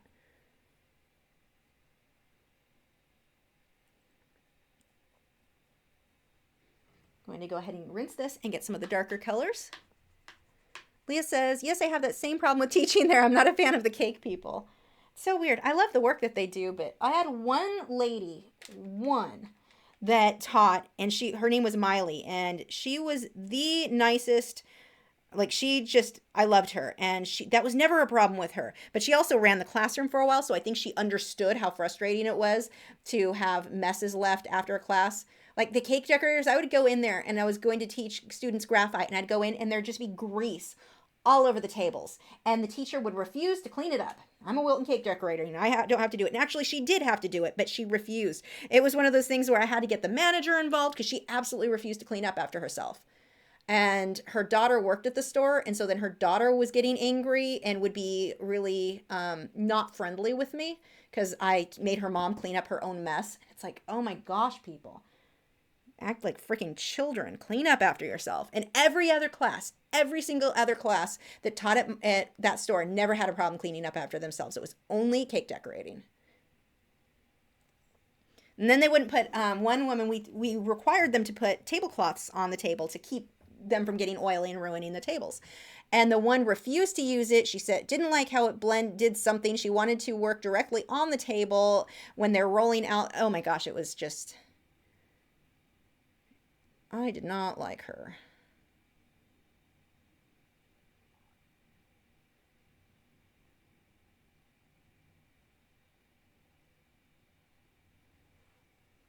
So see, just a little bit of a black. Now I'm using Mars black. You can use, if you want it even more translucent, you can go with ivory black. With your blacks, that's your main difference between the two. If you want a more opaque black, go with Mars. If you want the translucent, go with ivory. See how I'm going in between some of these circles, just based on what I already have there.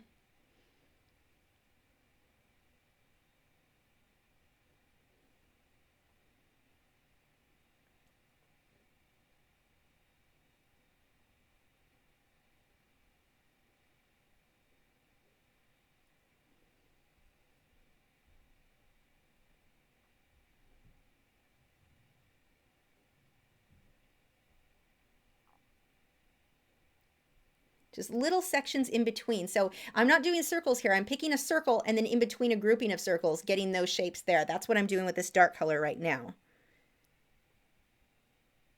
Eric Draws wants to know which is my least favorite job. Least and favorite job. You mean outside of art? I guess that's what you mean. My least favorite, the animal hospitals. You think, oh, it's an animal hospital, that'll be fun. No, my job as a receptionist was basically to argue with people who didn't want to pay their bills. And that was really frustrating. There was a vet that worked at one of them who was extremely unethical. He was coming to work drunk, and there were some serious problems. And I went home crying way more often than not from that place. It was horrible, being yelled at constantly by clients who didn't want to pay their bills, and they blamed me, and it was a mess. That was an extremely stressful job. I ended up getting a job at another animal hospital in a different area that wasn't as bad. But it's still, I mean, just the way that people would treat you is they're stressed because their pet's sick. So I get that. That's a normal thing. But they yell and go off on the receptionist because they're stressed, and then they don't want to pay the bill on top of it. I have no control over the bill. So that was hard. And of course, when people have to put their animal down, watching that it was just so sad. It wasn't oh, I'm going to go and help animals and play with puppies all day. That is not what working at an animal hospital is like. So if you take your animal to an animal hospital and the receptionist is kind of snippy and not super friendly, it's because she probably got yelled at 8 times already today by somebody or another who was mad at something or another that was outside of her control. So, that was my least favorite job. My favorite job, I worked at a place called Super Pets for a while. It was there were 2 locations. It was before Petco bought them out and ruined it. But they had a big shark tank and a huge marine fish area, huge bird. I worked in the bird department. Huge birds, like tons of birds, and they were all handled regular. Like it was just the best. Like the animals were so well taken care of, and their employees were all very well educated, knew a lot about the animals that they were working with, and that was a lot of fun. And then Petco came in and told them, if you don't sell out to us, we opened a location down the street, we're going to lower our prices on dog food so much we're going to put you out of business. And this is what Petco went through and did to all of the smaller pet stores. They threatened them, and yeah, it was kind of a mess. But anyway, they closed down because of that. And so that one, it was fun until Petco got involved. I also worked at Sam's Club for a few months. That was actually a really fun job too, because I liked most of the people I worked with. It was a hard job, but I enjoyed working there. I was, gosh, I want to say 20 at the time. Oh no, I take it back. The worst, I worked at Stater Brothers for a few months. That sucked. That was a grocery store in Southern California. That was hard work and not fun at all.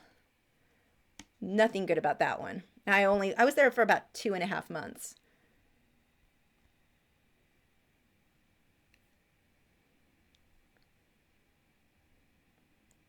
You can see how I'm letting these brush strokes show. It just builds that texture there. I'm not having to blend everything out at this point.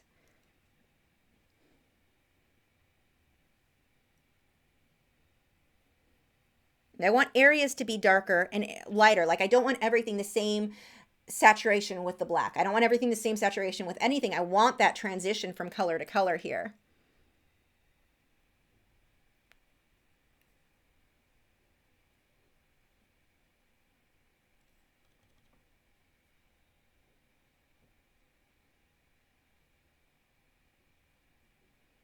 One tip I can give you, if you are young and you're not sure what career you really want to go into, work there for a while. I used to think I wanted to work at an animal hospital, and my mom worked at the one that I ended up working on later on when I was a teenager. And so she had me come in one summer and work a few days.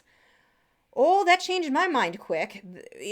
I was so determined. I mean, growing up, I always wanted to be a veterinarian. That was my goal. And once you work there and actually see what it's like, it definitely changes your mind quite a bit. My sister, one of my sisters, she thought she wanted to be a pastry chef. My sister can cook. Oh my gosh, that girl's amazing. I can't cook for crap. My sister can make the most amazing things. She is so, so talented there. So she went to, what school is it? I don't even remember. Really expensive, somewhere in California. And she still owes them a lot of money. And we told her, go work at a bakery for a little bit until you know if that's what you want to do. Well, she quickly realized, well, after a few years, she decided she was no longer interested. So she dropped out, but still owes all of this money in school because she didn't realize you'd have to get up that early because pastry chefs have to get stuff done early. She didn't like the hours. Well, if you would have worked at a bakery for a while, like we had suggested, you would have actually saved yourself a lot of money. But anytime, anything that you think you might be interested in doing, see if you can go volunteer somewhere or work somewhere for a short amount of time just to see if that field is really something that you're interested in. Whether it be interning or, I mean, it depends on your age where you can try some of these things, but actually go into these if they'll let you come in and see what it's really like, because trust me, being a veterinarian is not what I thought it would have been. Okay, so I'm going to go ahead and dry this. We're going to add some more circles and I'll glaze over it one last time. Put that palette to the side. So plug your ears. Here comes the hair dryer.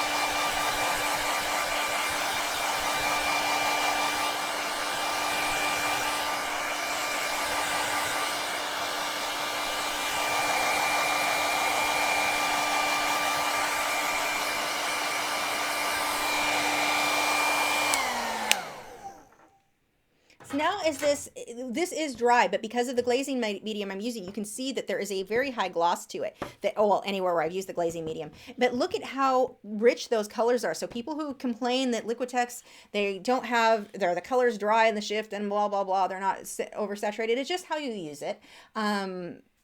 You can get the colors as bold and as vibrant as you want. Some colors don't have as much pigment. That's the big difference between those and like the heavy body. The heavy body have tons of pigment. The Liquitex soft body, oh my gosh, those are wonderful. Those have a ton of pigment too. That's what I use for the pouring medium. A drop of that just is so, so pigmented.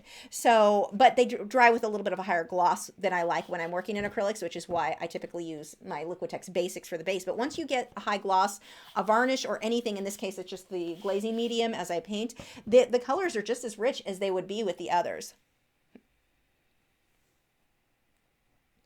April says, I live in Southwest Florida and would like to learn to paint. The humidity here is 50% or more about 8 months of the year. What paint is the best to use or easiest to dry in these conditions? Well, it gets super humid here and the acrylic is just fine. The oil is just fine. The oil does seem to take a little bit, see, but that doesn't dry for oil. That cures more, but I could be wrong. It just always seems like it takes longer in the high humidity, but the acrylics definitely dry. Those I know are react to the high humidity, but it's nice because they dry slower. You have a little bit more control. I love when it's super humid here. Plus I love the humidity, but those humid days here are great because the paint does take so long. But if I need to speed it up, I just use the hair dryer. So the acrylics are great for that. April Rushing said, we still have Petcos down here in Florida and their animals are super nice and always well handled. Yeah, it depends on which one you go to. I think some of them get a little bit lazy. My issue was with the corporate of Petco, how they forced other smaller pet stores to go out of business. And I don't like when you only have your big options, the Pet Supplies Plus, Petco, Super Pet, or I'm sorry, PetSmart. I like to have more options, and Petco took away a lot of those because back then that's when all the small companies started going out of business. And to find out, to see firsthand how Petco took them over, it was dirty, honestly. That's my issue. And I still shop at Petco sometimes. Actually, they don't have much of anything I use. They don't carry the dog food I feed or anything, so I don't go there often anymore. But I mean, the stores themselves always seem fine. I never have been in one where I thought the pets weren't taken care of. And I worked for Petco for quite a few years as the bird department manager specialist. I don't even remember what my title was, but I ran their bird department at the one that I worked at for quite a few years. And so I can definitely say the animals were well cared for the most part. They made some questionable decisions as far as not cleaning cages as often as I feel that they should have been cleaned. And so we did have problems with some of the birds coming down with bacterial infections and such because they're kept not really with the one I was at. They were on this weird pebbly stuff that built bacteria and it made the birds sick. And so we were seeing that, and I was having to treat them, play veterinarian basically, to treat the birds for that. And again, they didn't have us cleaning the cage. They didn't allow us to clean the cages as often as they needed to. But the birds are kept in a very different way now than they were back then. So hopefully that's improved.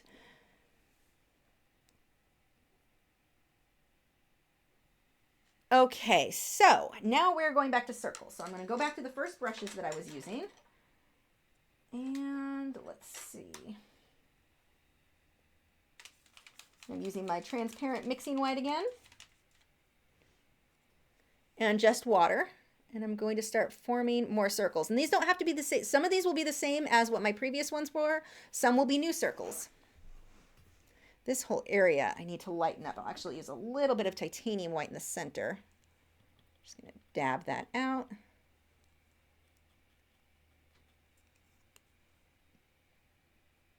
Oh, wait, switch. I've got too much titanium white. That next circle should be back to my transparent mixing white. That would have been a mess.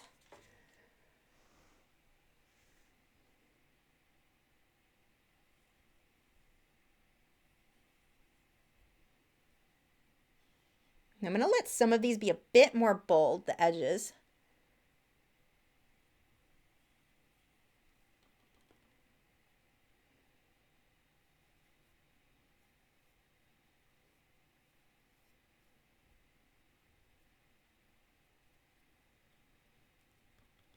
Also, when Petco bought out that place that I worked at, the pet store that was good, that was back in 1995. They may have completely changed the way they do stuff. It may not even be the same people running it.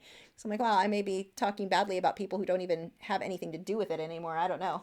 I've not been a part of that company or worked for that company in a very long time. 95 or 96, I forget.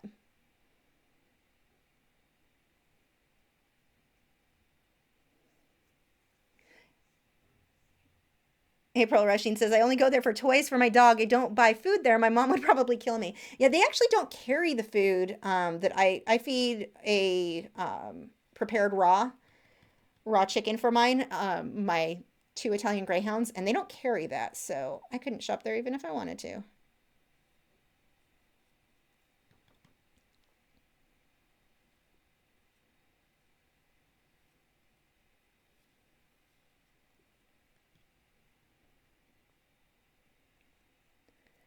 Moonram says, what should the approach be to do a bokeh background with water-soluble graphite? Thanks.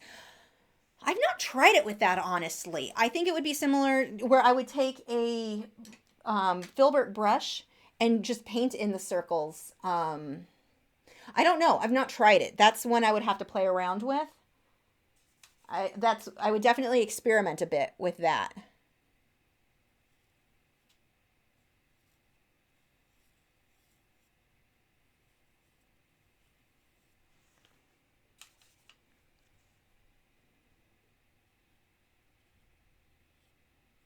So what I'm doing on a lot of this, you can see where I've got harsher lines where when I blended, I think they were a little too harsh.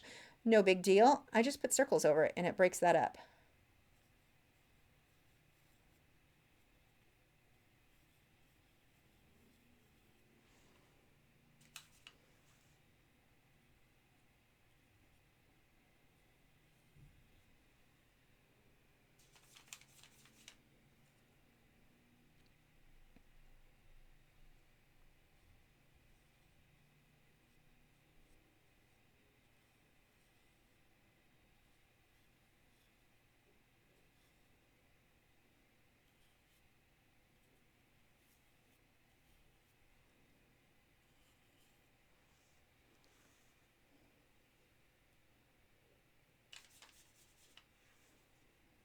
going to want to get these a little bit lighter up here because I'm going to do a peach color on some of these, but I've got to get the circle themselves to be a little bit lighter so that that will show up.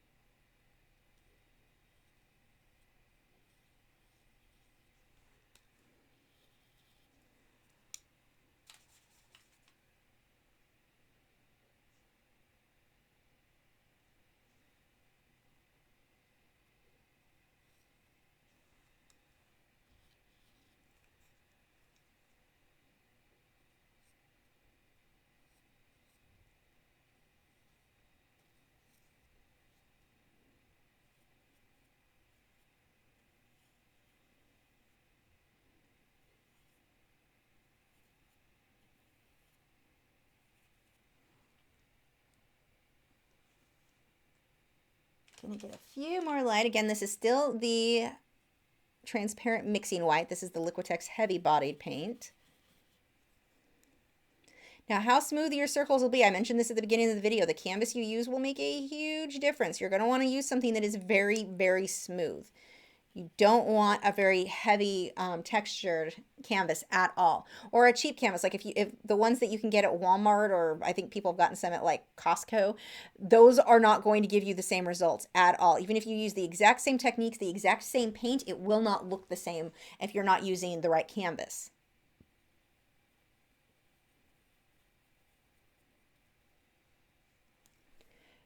Moonram says, would you say acrylic painting techniques would work with Inktense, or does it lean more towards watercolor things? I feel like it's somewhere in between. You're going to layer more like you would with acrylics with Inktense.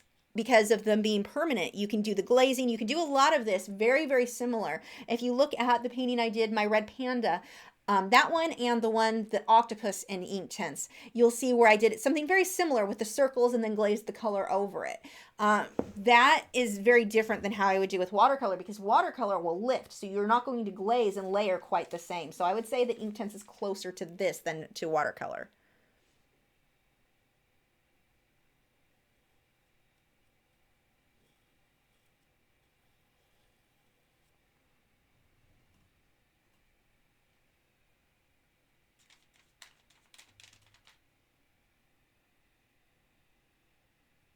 Oh, the video just stuck. Oh, there it goes.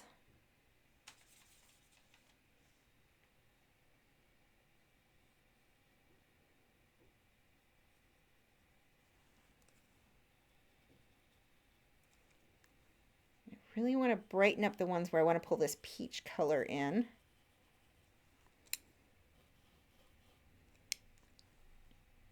I'm going to be doing another video for you guys showing you how to do rays of light, and I'll do that as a live stream as well so you can watch real time, but rays of light without an airbrush. And then after that, I'm always using an airbrush because it is so much easier. But I want to at least have these videos for you guys, so because people are always asking, well, not everyone has airbrush, how do you do it without? So we will be able to refer back to these.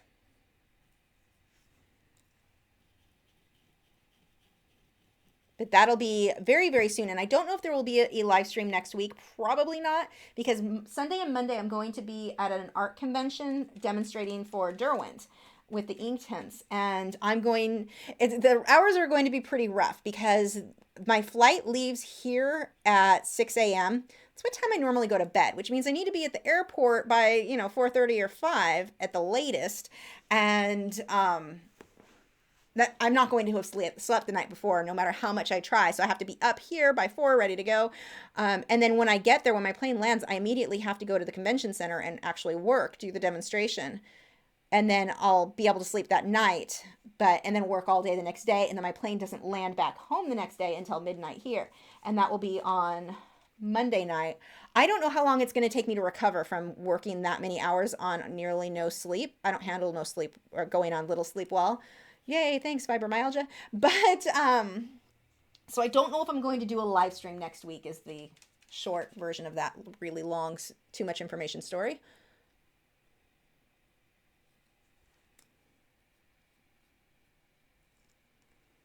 We'll find out. I'll let you guys know on Tuesday, next Tuesday, I'll let you know. Basically, whenever my newsletter goes out, I'll let you guys know if there's going to be a live stream that night. So if you're not signed up for my newsletter, you should be. It's free, and you get a free 2-hour acrylic painting video. If you go to my website, lachri.com, there's a thing, you scroll down, you can sign up for the email right then and there. And it's easy to unsubscribe. I don't want to spam you. I just send out an email once a week. JPC13 Art says, where's the art convention going to be at? In Salt Lake City. It's not, I don't think it's a public event. I think this is more for vendors. I could be wrong.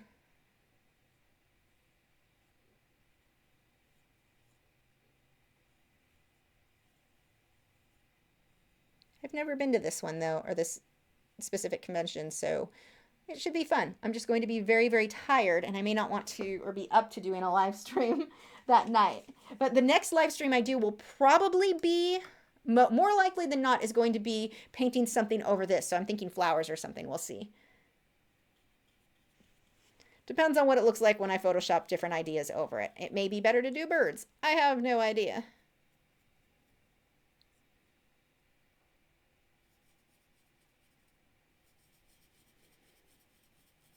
To see how I'm just lightening these without them being really foggy. If I used titanium white, they would be very foggy. Chris Stevens says, how did you find this technique of background painting? Trial and error, practice. You'll get to the point where you've painted so many different things that somebody could even tell you, hey, can you paint this for me? And you've never painted it before, and it's going to be the same quality as everything else you've painted. It's just, I think the biggest thing is not being afraid. This is actually the titanium white, by the way, where I'm more opaque here. Don't be afraid of trying something new and experimenting. That's how I've learned pretty much everything. The only things that I really had a class on, and it wasn't even a class, Jaime Jimenez did that demonstration showing me how to blend wet into wet and use the mop brush, and he gave me that first airbrush. And then I'd already been airbrushing, so I already knew how, but one of my young students, she was, I think, 14 at the time, 15 at the time. Her mom wanted her to take an airbrush class at Coast Airbrush and said she would pay for me to take my class. It was an 8-hour course if I drove her daughter down and took it with her. Because I was really good friends with her family by this point. I'd been teaching her daughter for a really long time, and you end up really getting to know families well. So I had done some private lessons for them too, so I'd eaten dinner at their house a million times. Really cool family. But anyway, that I got to take a class with Noah over at Coast Airbrush, which is a pretty big deal. So that one was the only other class that I took, and I'm not sure how much I learned that I didn't already know because I'd been airbrushing, but it was really cool. It was cool to see the type of paints they were using because they were using something different than what I had used, so I got to play with those. And it was fun. And if you ever get a chance, if you're interested in airbrushing and you are anywhere near Anaheim, California, that is like the best, like, cannot say enough about them. And I really like too, because my first airbrush, when I was using and I still have that one, a Tamiya, something like that. It's got a bigger needle than my Iwata Neo. But I was painting with that one night, and I screwed something up. I stripped this one part and had to super glue it back together so that I could paint that night, but there was no way to take it off and clean it. So I figured I'm just going to go back down there and buy a new one. I brought mine with me just so I could show them what mine was. I wanted another one just like it, but not broken. So I took that down there, and the guy looked at it, and he fixed it for me for like $8, and then it was like $20 to get a new needle. Something else I needed. But I was willing to spend $150 on a new airbrush. And he was like, no, you don't need it. I can fix this. And it was like, wow, you guys are honest. So I absolutely love that company. And that's Coast. You can buy stuff from them online too. But Coast Airbrush in Anaheim, California. Cannot say enough good about them.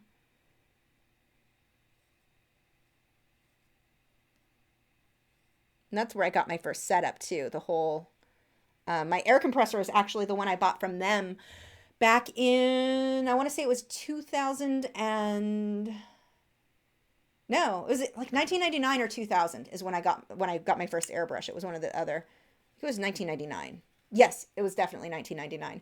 So, and that's how long I've had this compressor. It's been wonderful. I've had to change the hoses out a couple times on it, but besides that, it's been a really good airbrush. So if they recommend something, they know what they're talking about, because they recommended that one to me and it's just been great. I have a little too much water, I think, in this. It's too translucent.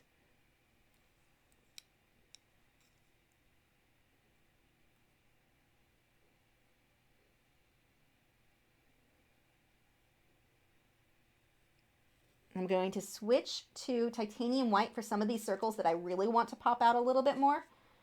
Thinning it with water. Oops. That might have been a bit too much.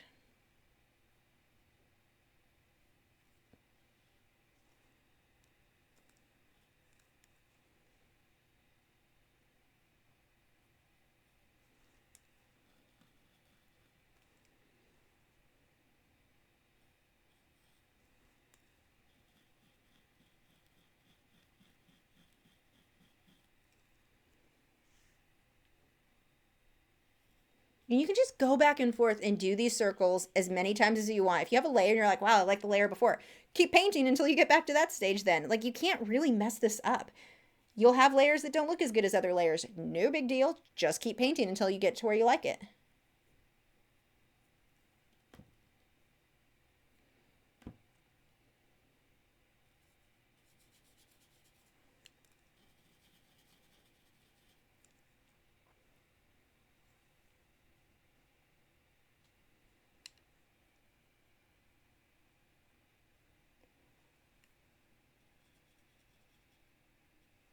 I'm going to use a little bit more of the opaque white here. I don't like where that color blended out.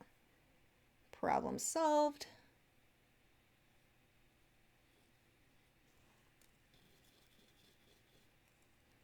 Notice too, when I use this brush to blend out, don't blend and blend and blend and blend and blend. You'll end up making it look terrible.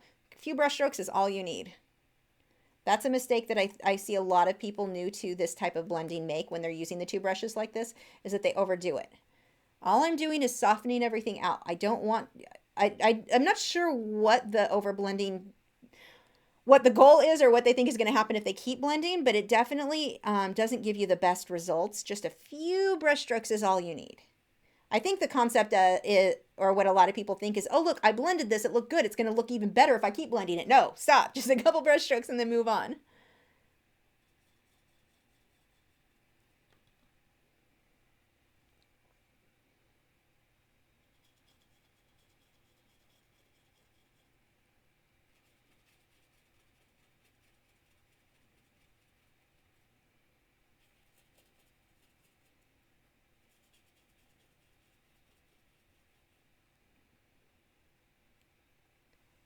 Pull a few more lighter areas and we'll switch to glazing. That is way too much water. I can tell it's going to run. That didn't work out. I need to get rid of some of the water on my brush, so I just dab it onto the paper towel and reload the brush. Much better.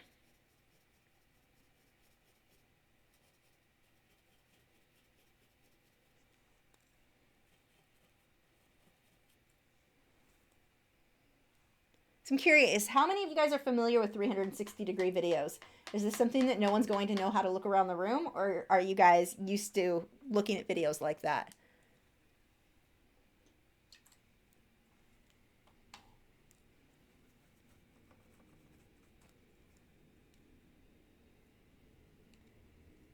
Okay, plug your ears. I'm going to dry this again.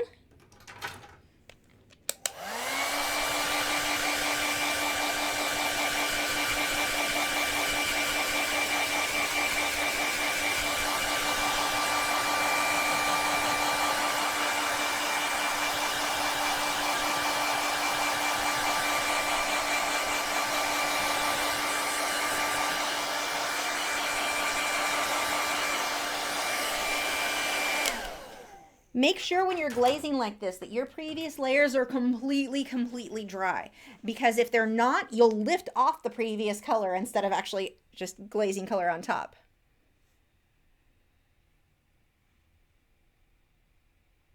So we've got a few of you who are familiar with the 360 videos. Cool. Yeah, I know they've been around for a while, but a lot of people still aren't using them or don't want, there's not a ton of those videos on YouTube. So I wasn't sure how many people were familiar with using them.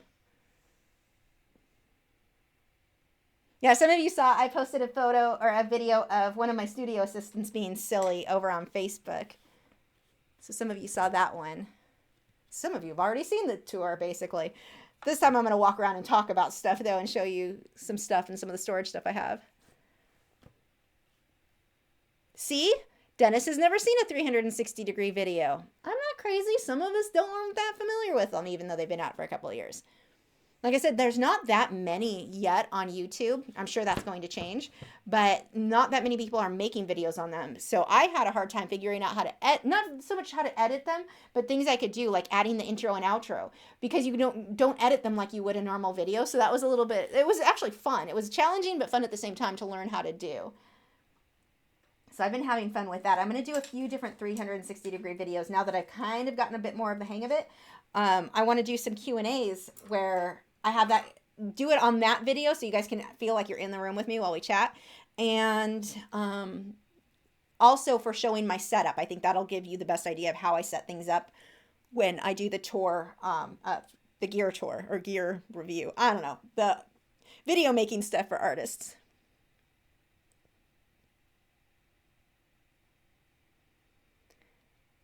Joseph Fincham says, could your dog think it was swimming in the water on a colored rug? Well, if she thought there was water involved, she wouldn't have been anywhere near it. That dog is terrified of water. She passionately hates anything to do with water. Rain, baths, anything. I can't tell you why. She's never had like any bad experiences or anything. She just thinks that water is the end of the world.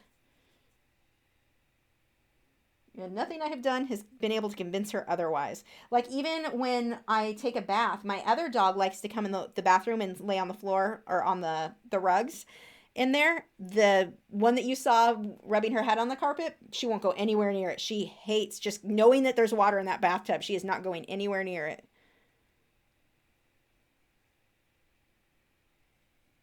My other dog seems to be, she kind of likes it. Like she'll go stand next to the bathtub like, okay, put me in. I'm ready for my bath. I'm not sure that she loves it, but she doesn't seem to be too bothered by it either.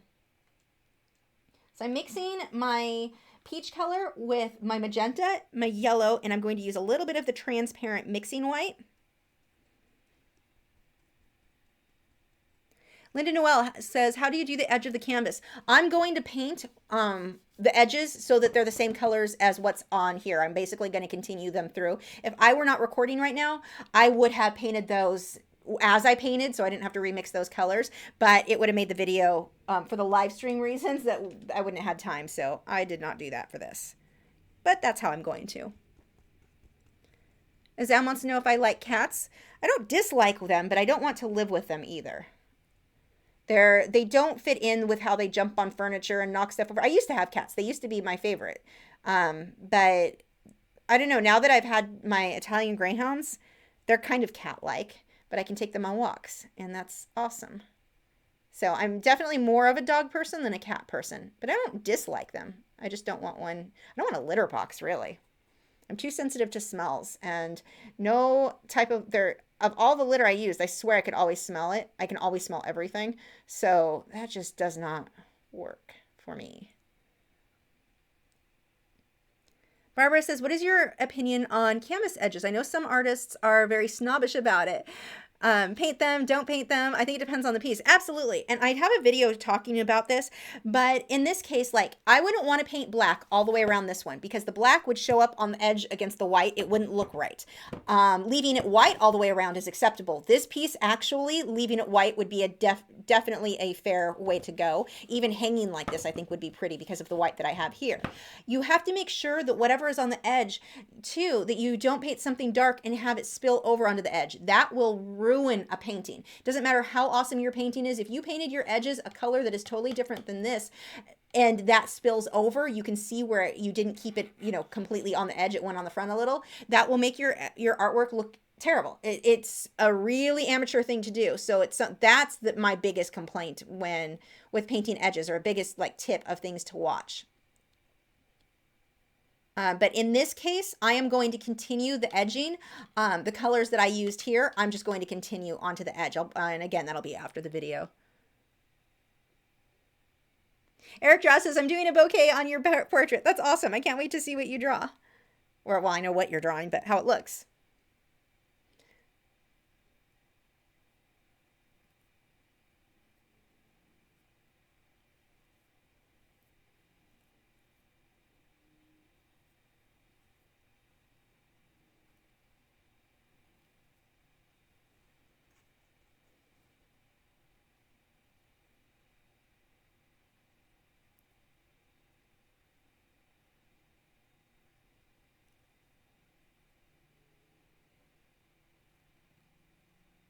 See, I'm kind of just creating circles with this all alone. And the way that I'm turning this brush, this filbert, just creating that circle, this is very much how I would do it with Inktense, where I create the white and then fill it in with whatever color over it. This absolutely does not have to be perfect. I'm not necessarily filling in each circle. I'm kind of creating new ones in a lot of areas.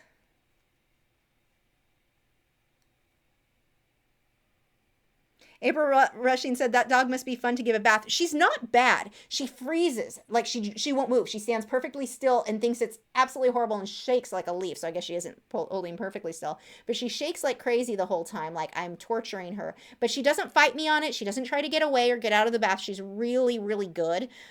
She's just a good dog in general.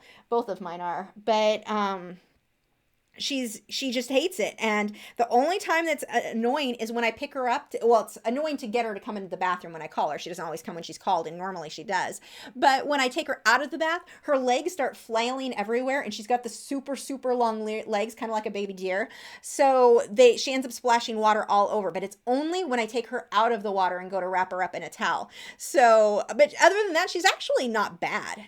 She just shakes so bad you feel sorry for her. Like, it's the most pathetic thing you've ever seen.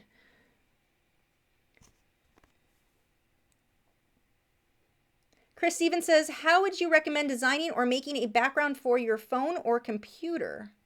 Huh? Not sure what you're asking. It depends on the program you're using, I guess. I usually design stuff in Photoshop and then just for whatever dimensions my specific devices, and then use that as my background, if that's what you mean. I'm not sure what you're asking. Sorry.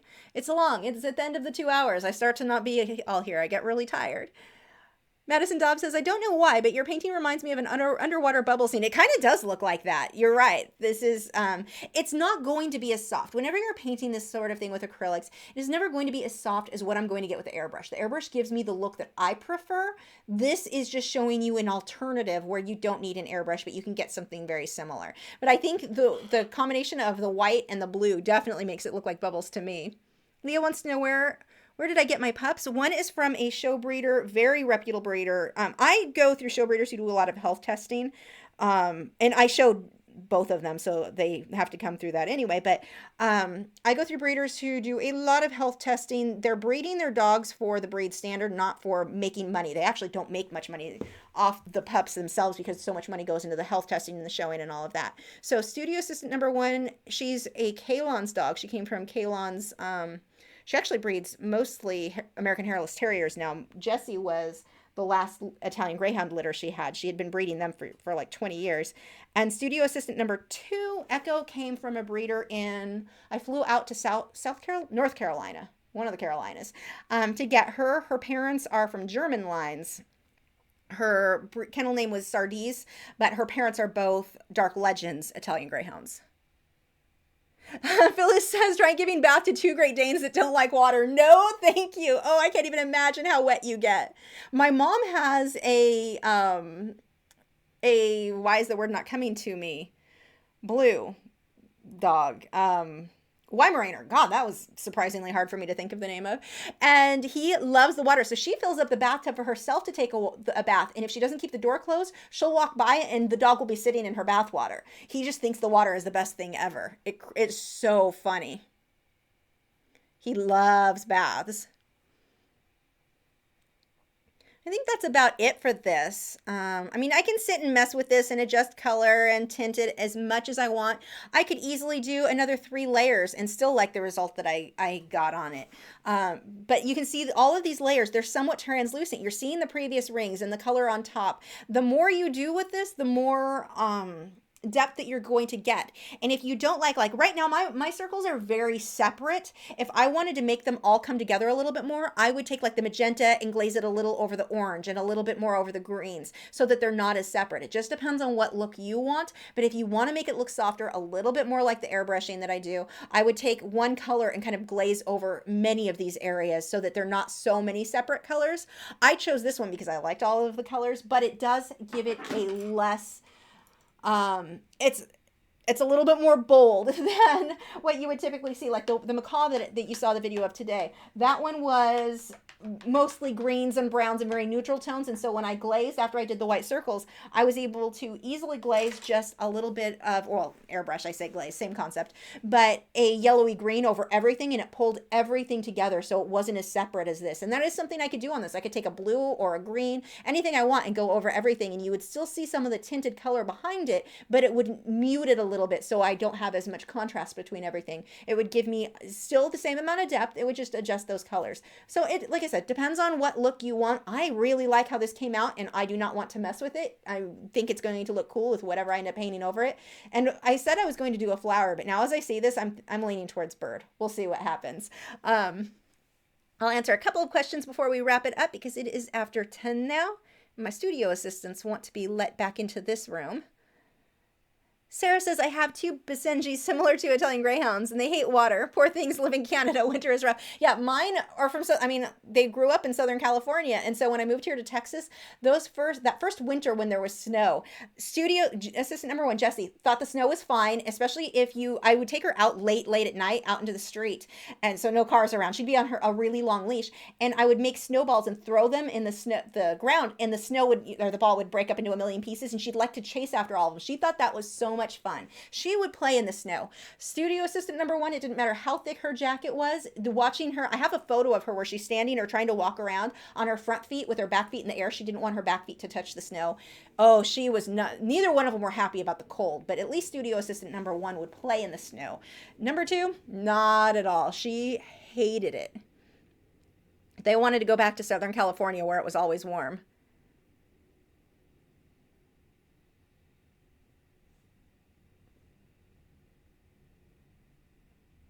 Iduna says, same thing with my dog. He has even worked out how to open the shower screen door with his nose so he can join you.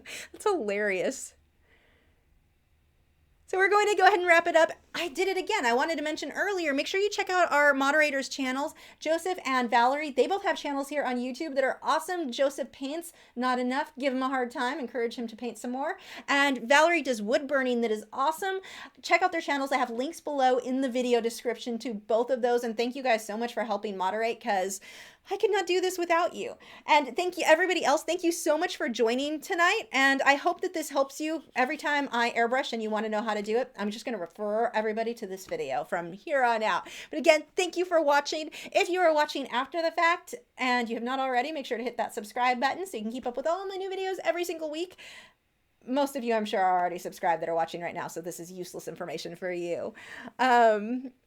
Let's see. Oh, Arthur Joseph Fincham says, hey, I made a watchable thing. You have to give me a 3-week reprieve from nagging. That is awesome. And that is it tonight. Again, check out Valerie and Joseph's channels. They've got awesome work. And thank you guys for joining. And not sure if we'll be here next week or not. I'll let you know in that email newsletter, which you should totally be signed up for if you're not. And yeah, that's it. Bye, guys.